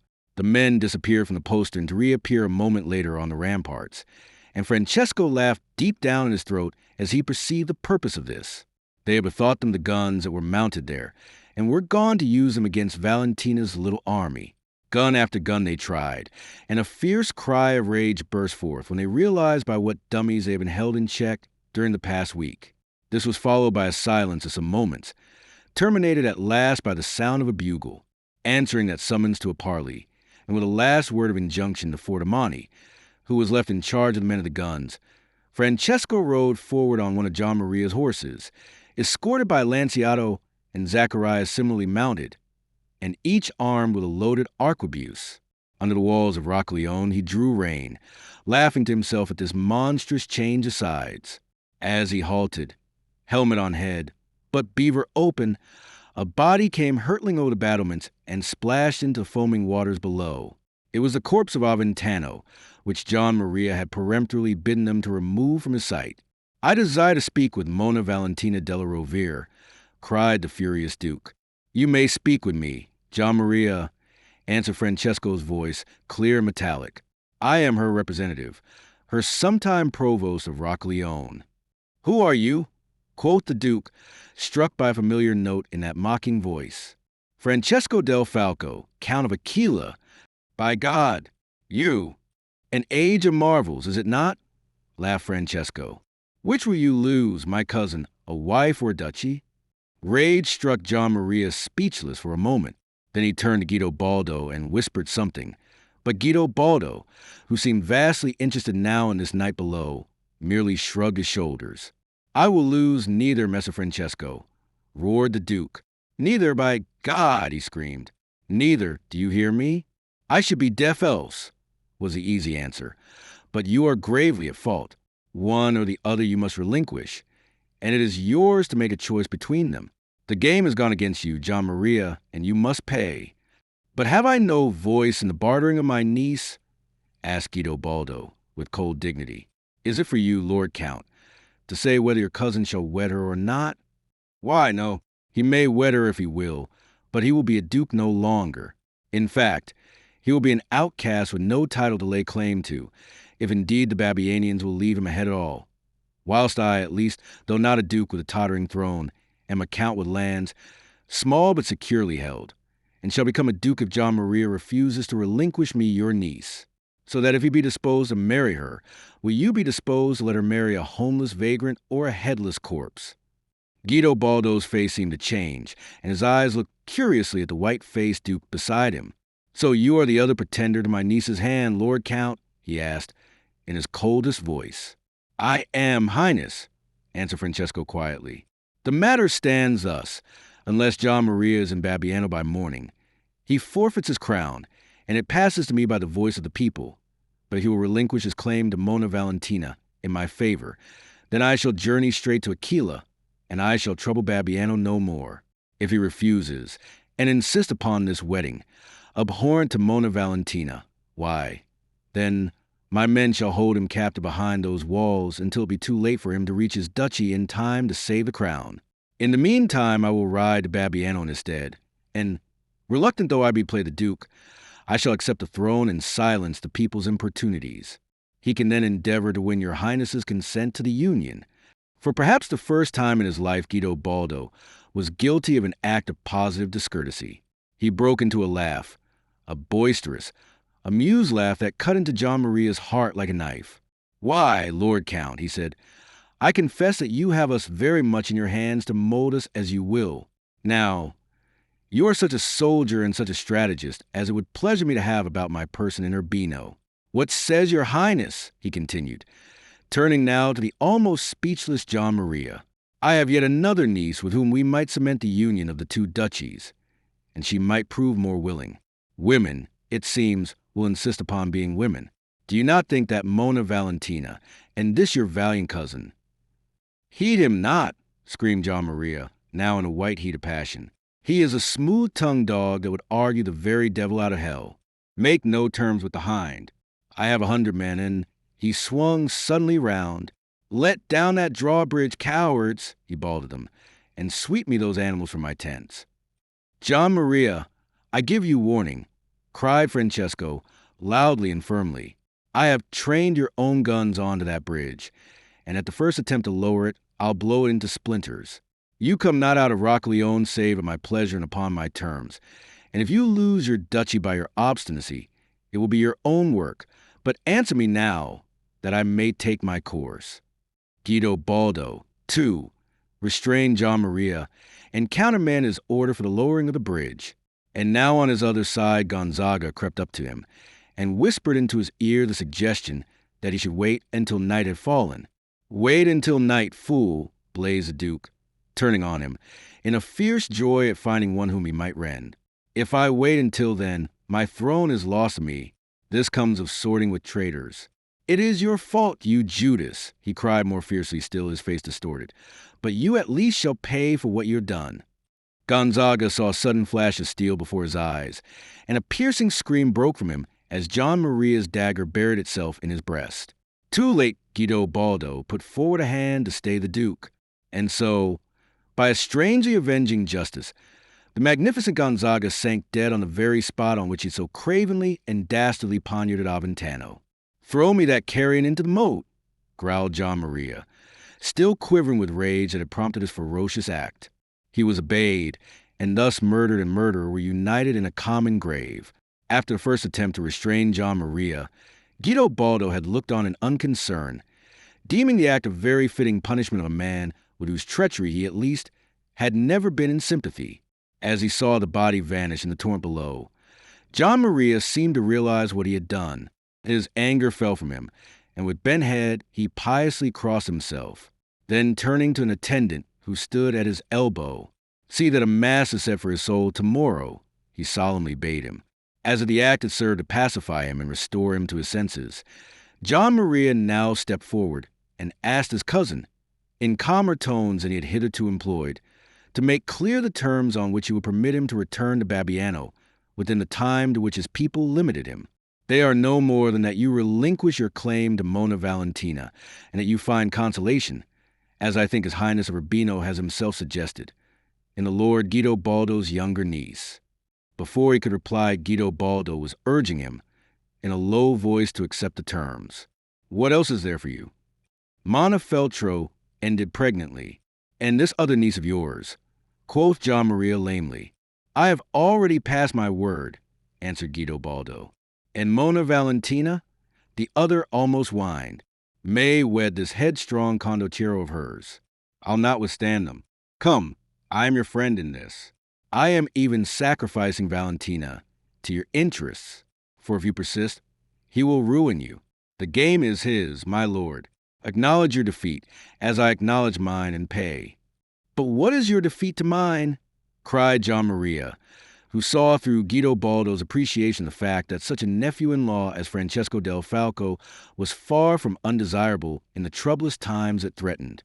"It is at least as absolute," returned Guido Baldo with a shrug. And in this vein the Duke of Urbino continued for some moments, till, in the end, John Maria found himself not only deserted by his ally, but having this ally now combating on his cousin's side and pressing him to accept his cousin's terms, distasteful though they were. Thus urged, John Maria lamely acknowledged his defeat and his willingness to pay the forfeit, with that he asked how soon he might be permitted to leave the castle. "Why, at once, now that I have your word," answered Francesco readily, whereat treachery gleamed from John Maria's eye, to be swiftly quenched by Francesco's next words. "But lest your men and mine should come to trouble with one another, you will order yours to come forth without arms or armor, and you will depose your own. His Highness Guido Baldo is the only man in whose favor I can make an exception to this condition. Let it be broken, and I promise you that you will very bitterly regret it, at sight of the first armed man issuing from those gates. I'll give the word to fire on you, and your own guns shall work your destruction." Thus was the second siege of Roccaleone ended almost as soon as it was begun, and thus did John Maria capitulate to the conqueror. The Duke of Babiano and his men marched out sheepishly and silently, and took their way to Babiano, no word, not even so much as a glance, passing between John Maria and the lady who had been the cause of his discomfiture, and who blithely looked on at his departure. Guido Baldo and his few attendants lingered after his late ally had gone. Then he bade Francesco lead him to his niece, in which Francesco readily obeyed him. The Duke embraced her coldly. Still, that he embraced her at all after what was past augured well. "You will come with me to Urbino, Lord Count," he said suddenly to Francesco. "It were best to celebrate the nuptials there. Everything is in readiness, for all had been prepared for John Maria." A great joy came into Valentina's eyes. Her cheeks flushed and her glance fell, but Francesco scanned the Duke's face with the keen eye of one who is incredulous of so much good fortune. "Your Highness means me well?" he made bold to ask. Guido Baldo stiffened, and a frown broke the serenity of his lofty brow. "You have my princely word," he answered solemnly, at which, with bended knee, Francesco stooped to kiss his ducal hand. And so they depart on the horses that they kept as the spoils of war. They made a goodly show, Guidobaldo riding at their head, with Francesco and Valentina, whilst the rear was brought up by Pepe and Fra Domenico, who, touched by this epidemic of goodwill, were at last fraternizing with each other. And as they rode, it chanced that presently Guidobaldo fell behind, so that for a moment Francesco and Valentina found themselves alone a little ahead of the others. She turned to him, a shyness in her brown eyes, a tremble at the corners of her red lips. "You have not yet said that you forgive me, Francesco," she complained, in a timorous whisper. "Were it not seemly that you did since we are bewed so soon?